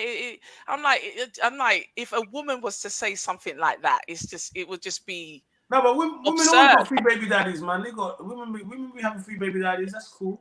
Like, I just want to deal with them. But women, listen, people think about 2 baby daddies is very common. Okay, the reason it's common because if you have a baby with one person, and it doesn't work out, especially when you have one child, and you go back and chances are you're going to meet another man, and you're going to want kids, or he's going to want kids. So now you have 2 baby dads. That's it. That's how easy it is. Yeah. But the difference is, it makes a woman look worse when she has 2 separate baby daddies. And also, you got to remember as well, like I don't know, but some of you women, if you have a black baby daddy, and then you decide to get out here and you think that you're gonna start swirling up because you want to be outside, and they've told you, you can date who you want, and you don't need to be racially loyal now. And the black men are doing it, and too. No, you got black kids. No white man is coming in to come inside because if you at least had dated a white man first and mixed race kids, a black man could come in and he could look after them kids, and people would not know the difference. Black men have always done that, but no white man is walking around with no black ass kids that aren't his. He ain't doing that. So now you're stuck. You got us. That's it. You're not going nowhere. So a lot of times women, it's like marriage is declining. For women, black women, it's not declining for black men. Black men are still getting married because we want to get married, but we just not getting married to you. And not because we don't want to, but the stats will show black men are getting married outside. And like, regardless of what they tell you on social media, no one is walking down black women down the aisle like black men are walking down white women down the aisle. It's just not happening. And even when you take an anecdotal look at, when you look at in society, in the world, how many people, yes, there's more black women with white men now. Yes, 100%, I see it more. But let's not cap. The rate of black men out here doing what, it's not the same. But that's always been like that. That's nothing new. Yes, and a lot of the times when black women date women of other, it tends to be a thing where, you know what, I've never dated a black girl, so it becomes just the same way like how white. Yeah, it's just the same way like how white women fetish black men. Yes, but they don't just fetishize the sex of the black man. Some do, but most of them want the lifestyle. They want the man in itself. White men tend to just want to see what it feels like to be with a black woman, and they don't necessarily understand the. You know what I'm saying to you? And I don't get it. Yeah, black men get into complications too when they don't talk about cultural stuff. But you will tend to find a bigger problem when you're a black woman when you go outside because of the way the systems are. And white men are very rigid. If you're having problems with black men, do not think you're going to go to a white man's and you're going to get. Are you all right? He's going to have you up at 6 a.m. talking about we're going jogging and that. You're not. You think? Like, tell them about the white boys G-shop. They are more meticulous than us. They're not gonna let you get away with that little stuff that we let you because we know that's just how they are, man. But I think some people think that it's more the black woman is ruling over the white man, like because of the demeanor and things like that. That's the narrative I've been. Pardon me. I wouldn't.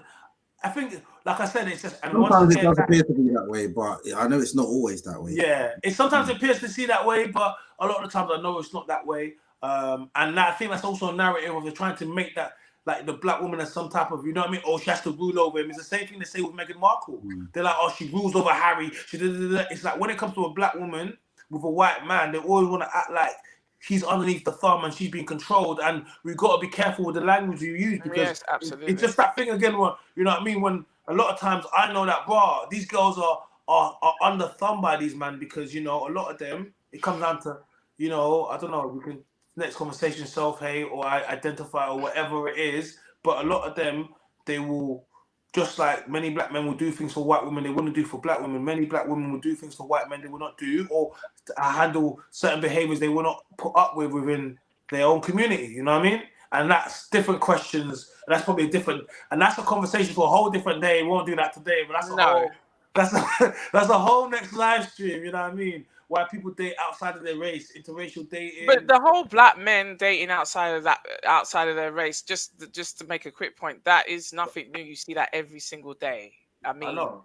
So yeah. I mean, so I mean, but it's why just is that though? Because the black man, regardless of everything that they say about us, we're still one of the most desirable men after the white man. Yeah, but you see, I feel that black men are desired by other people. I'm not trying to be disrespectful, but only on a physical level, not necessarily on a mental level.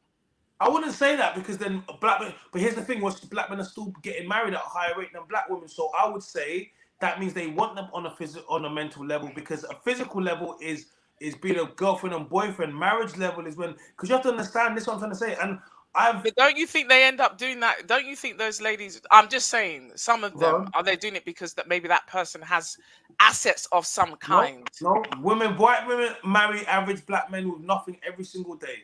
Okay. Every single day. Okay. And because a lot of and here's the thing, the problem that we have within our community, a lot of the things that you put, the blocks you put in the way of you picking a black man, they will not put that, and they will take your black men.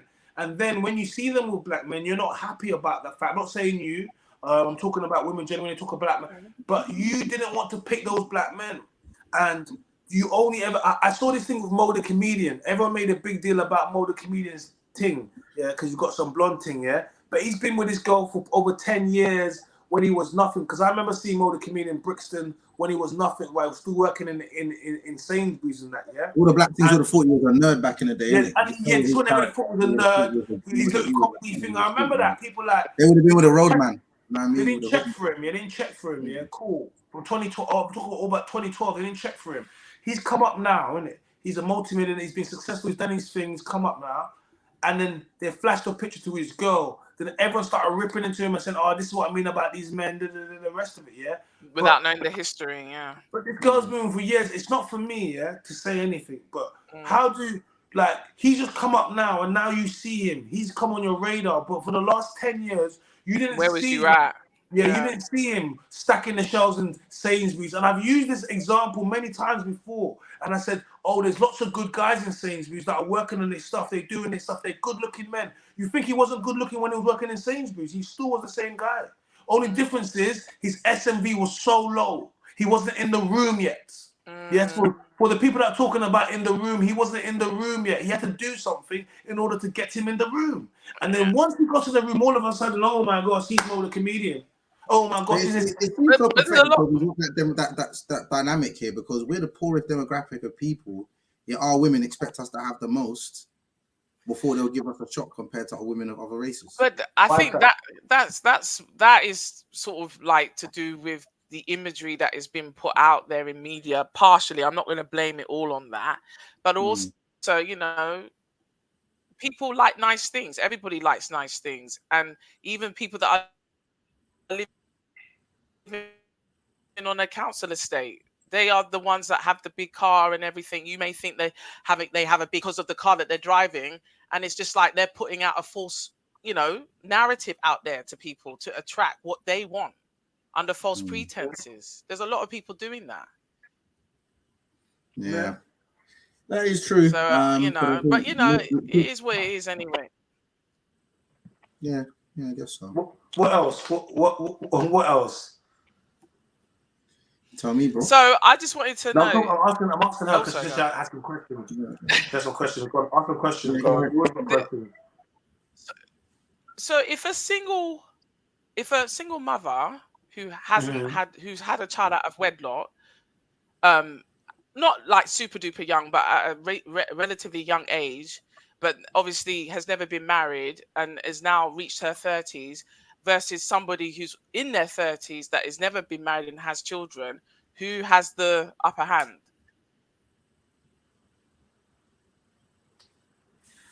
Wait, say that again? Yeah, I was gonna say, get us. So basically, if you've got two women who are roughly about the same age, they're in their 30s, but one is a single parent and has never been married, had her child kind of young, and then you've got the other side of it where she's never had any children at all, has never been married. The SMV, is it going to be the same or is it going to be different? Single woman with no kids. Single woman with no kids always out trumps a single mother with kids. Exactly. 100%. It's not even a question. So 30-year-old woman with no kids outweighs a 25-year-old woman with kids. Absolutely right. It does. Okay, fair enough. Just to make sure I understand. The child to your SMV is one of the biggest. It's just like it takes off like. Honestly, when they're single mothers, all they get, majority of what they get, especially if the guy is in any way got something going for him, he's just after some fun. That's all he's after. He's not looking for something serious. You know what I mean? And I think you hear them complain about it a lot, that guys just want to just sleep with them. You know, they don't want nothing serious. When she's got a kid with someone else. They're saying single mothers. So they don't have rich pickings then. Yeah, guy's gonna want someone who's childless for long-term commitment, 100%. And I think people need to be realistic about who they're in competition with. How do you mean? Yeah, I think other women need to be aware, because I don't know. I just see I'm not going to be calling out anybody's name. I'm not here to be controversial in any way. Chloe, you know why I like you said competition? Because when I had that Nads on earlier on, she was like, "Oh, I'm not in competition," and she was doing that thing. I'm like, "Are you alright? Other women are competition with you, so you better be in competition because they will take your man." So while you're out there saying I'm not in competition and trying to do that virtuous signaling, oh, we're all sisters. No, we're not. They're not sisters. Like you know. And then she made it to be like competition is aggression. I'm like, no, it's not. Competition does not have to be aggressive. It doesn't have to be. But in reality, we're always in competition because there's not enough wives for everybody. That's the truth of the matter. There's a lot of women that we can sleep with. There's more women than there is men. Of course there is. That's why we can sleep with all of them. But they're sharing the same man. But you're sharing the same men because you're sleeping with all the same men because you're not looking at Mo the comedian. You wasn't looking at Mo the comedian when he was stacking the shows and test. You in 2012 you wasn't. But when he got to 2020 and the pandemic and everyone, now you want to see him. How many years is that? Then 2022 he's actually making real money on a tour. Now you see him.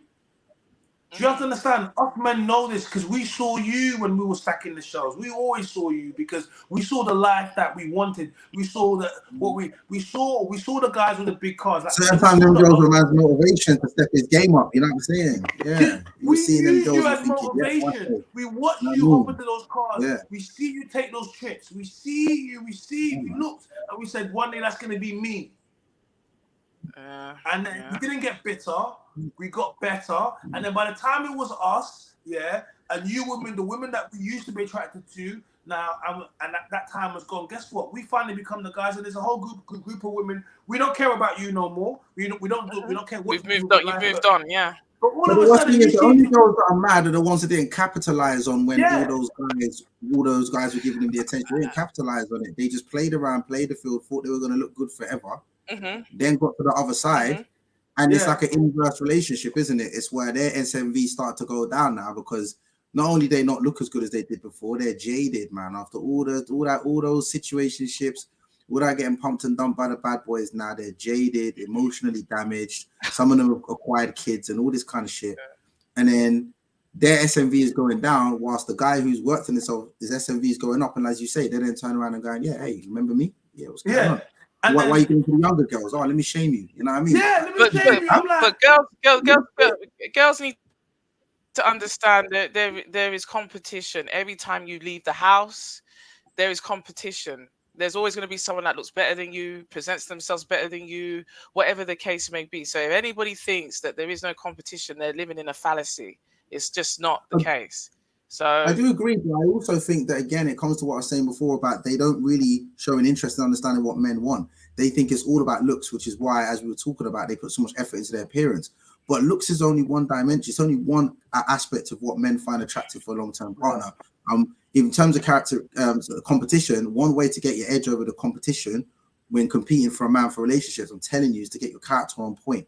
Because I've seen it so many times with guys I know where they start seeing a girl. Yeah, they don't even intend to wifey this girl.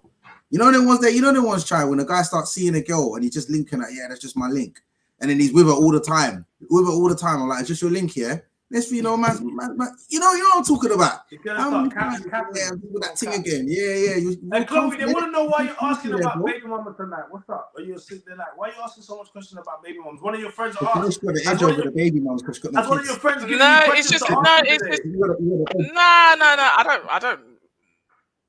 My female friends now, they're not on those type of things. No, it's just because I've seen a lot of baby mothers on here of late in the last couple of days, and I'm thinking, I'm not trying to be horrible, but sometimes I think some people are a little bit delusional. But that's just my take on it. That's all. No one is perfect. But the other thing is, they say, oh, things happen in life, things happen. I'm like, no. We can't use that as an excuse. Like, if you're sleeping with someone unprotected, what do you think is going to happen? Exactly. I think so there is a probability that you're going to get pregnant. And think about what that says as a potential partner. You don't make good choices. You're not responsible. Why would I want to tie my life down to you? You have a track record of making bad choices.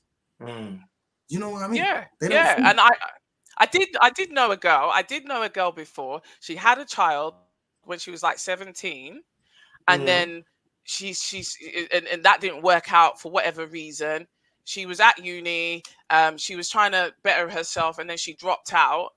And then she, if you fast forward like almost a decade later, she then had a child with somebody else. Also, that didn't work out. She said, "Oh, I was sold a lot of false promises and da." And then she had a guy that is not the father of any of these children living in her house, and said, "Oh, I know he's been cheating. But we've spoken about it. He's not going nowhere. Where's he gonna go? He's staying with me." And I'm like, you're just, that's just not the good way to be directing your life in any way. Like, if you had a child out of wedlock with somebody once, okay, but it's now twice, and I know there's a long gap, but then it's still showing to me that you're not making good decisions. Exactly, it's a massive red flag, honestly. No, 100% is a massive it's a massive red flag, man. But I think I think these things need to be said, because I'm telling you today's live stream, a lot of people are gonna get a lot from today's live. Like, so guys, make sure, guys, everyone in the chat, like, we see some more people jumped in the chat. If you just got in here, guys, make sure you like the video. It's the #1 metric that YouTube uses, so it's free. Just like it. I could tell you drop comments, but I can see you guys are dropping them comments hard. So we love that. Turn on the notifications so you're the first person to know when we drop videos, and more importantly, when we drop the lives. We've been going like 8:30 is my thing now. I've decided that I'll be going 8:30 live pretty much every night of the week. We'll be doing that. And guys, if you haven't done so already, and if you've been in here a few times, if you've been in the chat the whole night and you're liking the content I'm putting out, then hit the super chat button. It's easy. Like, you just hit the button there, and then you make a small donation, and that donation goes to helping the channel and keeps the Wi-Fi clicking. And of course, we've got the membership tier as well. We've got 3 separate tiers, and for the price of a cup of coffee, hot chocolate, whatever you like. So I'm saying to you, you can join the membership, and I'm going to be doing more stuff behind the scenes, which is won't be available publicly to YouTube, and that's going to be for our members. So yeah, we've got a couple members, so just make sure you join the gang there. Yeah. And who do we? I'm seeing some people I'm seeing red flags are coming up. I'm seeing red flags. I'm seeing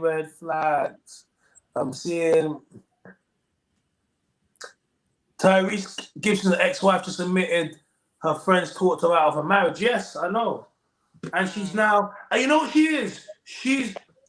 This is why you got to be careful, people in red pill spaces. She's actually become red pill. She's a red pill content creator, and she's blowing up, basically supporting men. What, Tyrese's ex? Yes, she's turned to a red pill content creator.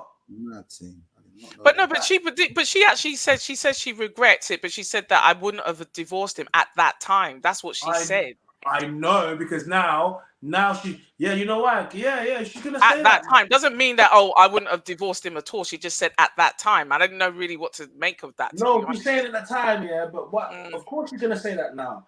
But after she's gonna destroy him, and she destroyed Tyrese is a meme. They turned Tyrese into a meme, into a whole meme. But she's gonna say that women always do that shit. They always do that. You know what I mean? That's what I'm saying. They're gonna do that. They're gonna do that. They're gonna do that. And now she's on social media expecting sympathy. A lot of black men in that Hollywood seem to be taking L's at the moment, man. If you look at Tyrese and also Young GV as well, and this is not helping masculinity amongst the community, then, is it? What's going on, though? What do you think the problem is? What's this? Someone asked me a question. Hold on a second. Would you do a live on if male and female can be platonic friends? I don't got to do a live on that. I do that every single day, and the answer is no. Men and women cannot be friends unless one of the other person places the other person in the friend zone. Men tend to take friendship from women when that's all they can take, but they're not generally your friends. Like I said, if you want to do the just a friend test, your friends will fail. It will fly in colors. So we don't need to do a whole show on that. I speak about it all the time, and I'm like, it's cap. And I don't think women should have too many male friends. I don't think women should have male friends at all. Really, it's cap and crunch. It's Colin Kaepernick. It's hella cap. Yeah, that's it. That's what. It's all the types of cap you can feel. You could be like, you know what I mean. Men and women don't know that. That's big cap. Sorry. Or do you think women have to stop at a certain age before they realize, okay, I shouldn't have any male friends anymore, or it should have, or what is it? Oh, like, look, you just can't. You got to remember your SMV. If we come around you and we see Pierre Man, we're already making judgments. No matter what you think, we're making judgments based upon that. No man wants to come around and a girl, she got bare, because every man says, why she got bare man around her, like, you know what I mean? Never trust a woman. Never trust a woman that says, oh, you know what, I just, I don't hang around with girls because girls are too bitchy and like, I rather keep men as my friends. What? Are you okay? That's like a man saying, oh, I don't hang around with men because men are too masculine. I'd rather keep, what? See how mad it sounds? It does. It sounds crazy, right? And that's how crazy it sounds to us when we hear that. Okay, so what about if a guy's got female friends? I have to ask the question. It's that same thing. Chances are they pretty? Men, like, you get me? I mean, if they're reasonably attractive, I guess someone should be a big concern. He's either fucked them already or they're friends on him, and he's just waiting for opportunity. He's just waiting for his chance, Yeah. And us men are cool like that. We'll fake friend you. Like, it's cool. Like, I'll be your friend, but I'm not really your friend. I'm just being your friend for that one day in the future. And when he gets that one day, he's going to blow your back out. 100%. God, come on. You guys don't like the truth. I'm just laughing the way you're just. No, I'm not saying it's not the truth. I'm not saying it's. How would you like me to deliver this message? No, you deliver it how you want to deliver it. It's your show, but I just find it funny. He just wants to blow your back out. I mean, He wants to blast. That's what they do. They do.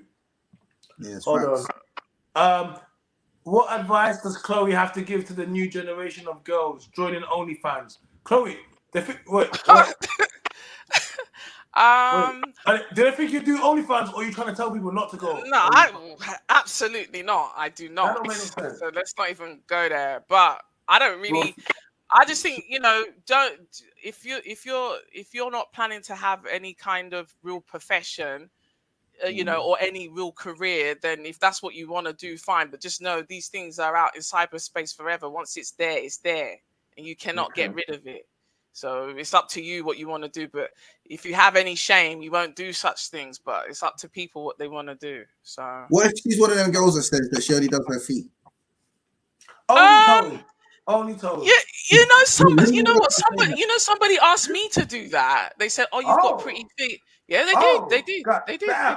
The man them, I can't lie. The man them are down bad with this toe thing. I don't understand. But you know what it is? Part of being the man them's voice. A lot of men. They suck toes. Don't you know? I know, but what we don't do over here, I get it. It's not my thing. But what we don't do over here, we don't shame men for their sexual urges. We don't do that because part of the man them's voices mean is I have to care. Men like what they like, and it's not for me because I don't like that. As long as they're not hurting nobody and they know whatever, it's not for me to come and say that because that's what happens when you're young. As you get older, you start to understand, especially if I'm going to speak on behalf of a lot of men, I have to understand that some men like their toes, the woman's toes. Okay, can I ask, hold on, what about the other thing though? What other thing? Oh gosh. If it's any no.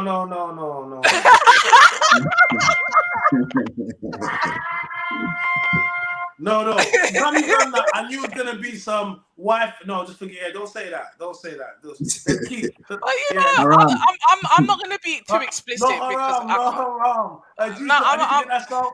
G-Shock, hey, I need a sample list for tomorrow, man. Haram. I need that sample. I need that haram. Yeah, I need that haram. Oh yeah. With the sample, the haram. But I'll be honest. I'm not. We're all adults. I'm not trying to be horrible or anything. Men need to understand. You know. If you want to keep somebody entertained, you might have to do certain things. Do what? Yeah. Hey, listen. Let's keep it PG. Let's keep it. Yeah. It's about to get haram, bro. It's about to get haram. Yeah, it's about to get haram, bro. Get me. Yeah, no sucking toes anyway. Is what you're saying. You're showing the ice thing, innit? Yeah. No. Some guys like toes. Some girls like eating. Yeah, eating their own. It's true. Where's that come from? I hear some of these American rappers. That's how they're talking now, isn't it? Yeah, well, that's what. Well, but here, obviously, D Block Europe has been saying all sorts of things for the longest time. D Block were trendsetters, but that's calm now. What they done? The D Block, them man there. Yeah, that's cool. But I hear all the rappers talking about it now, man. Yeah. And in England for the longest time, it was not the dumb thing. I grew up in the era when rappers when they speak about that shit, man. They were like, oh, they used to cuss things. Now I grew up in the rappers. Sizzler era, you get me? Yeah, now they use it to sell records. It was after Lil Wayne did "Lick It Like a Lollipop," get me. Once you did that, bro, after that the game was changed. Everyone was talking about eating coochie. So I'm saying, Lil Wayne. You said it, not me. I can say it. Lil Wayne is the goat. You were hard to know where you was going with it, though. But in America, they're not shy. They're not shy about those things. So. We knew where you was going with it, so we had to. Remember, it's my yes, it's my life, so I have to rein it back in when you're talking wildness. You know what I'm trying to say? Like, I think, but today was bro, guys, today we cool. Yeah, man, we've been, we've good live, man. You know what I'm saying? I had some good conversations today, man. I feel like every single, you know what I mean? Like, I'm thinking it's more like every single live it gets better.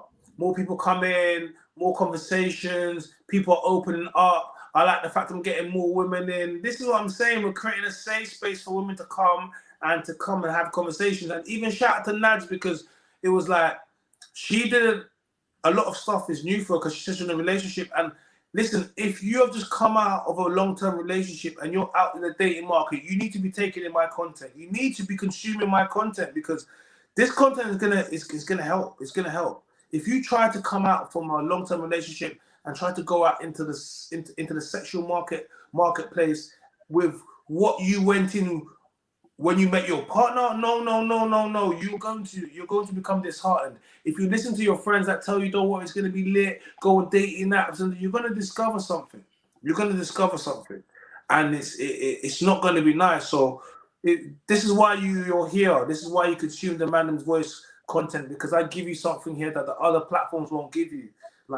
And I'll give it to you raw, and I'll give it to you in the way I deliver it in my style, and it'll be unapologetic, and it'll be authentic, and it'll be honest, and this is what you need to hear.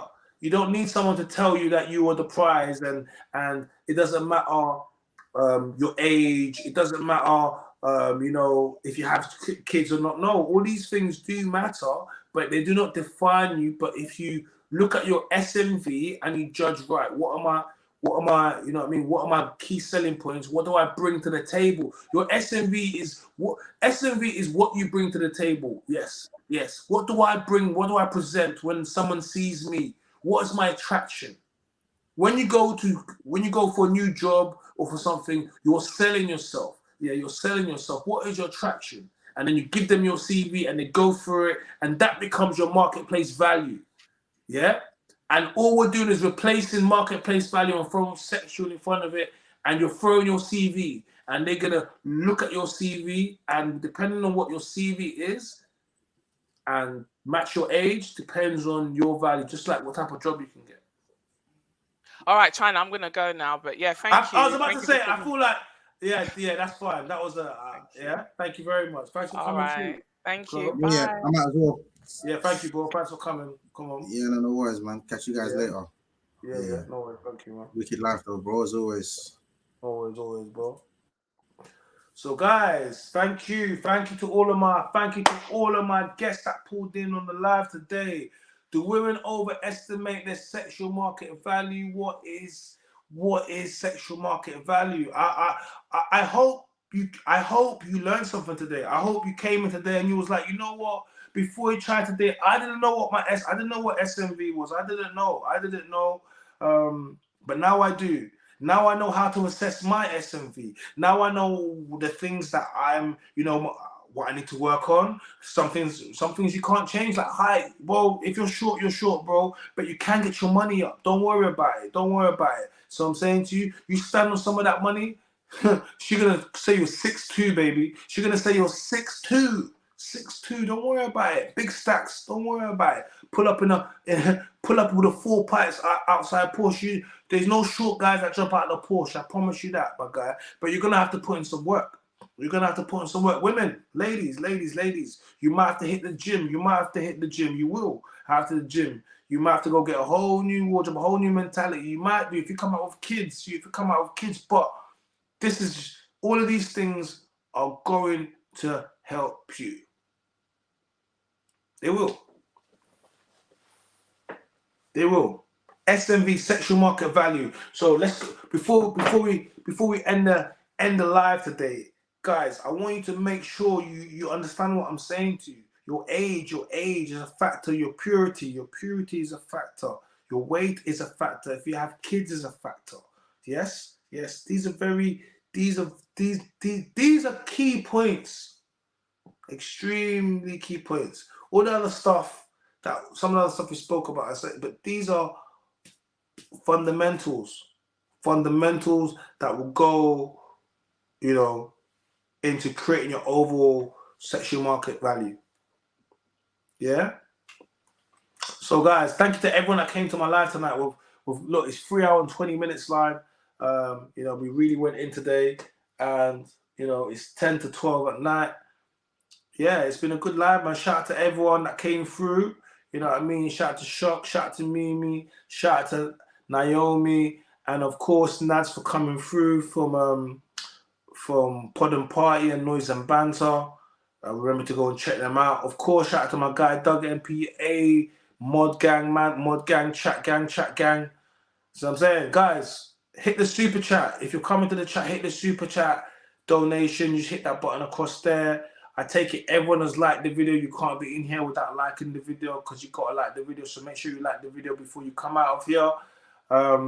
And subscribe. I take it everyone subscribe. But in case the algorithm will just push you in here, it's the first time you're here, please subscribe to the channel. Go check out all the other videos that I put out, the reaction videos. Go check out the Mynam's Voice podcast. We've got lots of clips and all the other shows that I do. Go check it out on the playlist. And yeah, tomorrow night I'm going to be. I thought it was going to be tonight, but it's not tomorrow night. I'm going to be jumping. I think I'm going to be jumping on another live on a group panel with lots of other people. So just make sure you stay in. You stay focused for that and locked in. Follow me on Instagram. My name is China. TikTok. My name is China. And turn on notification bell so you're going to be the first person to know when we go next live. And we out.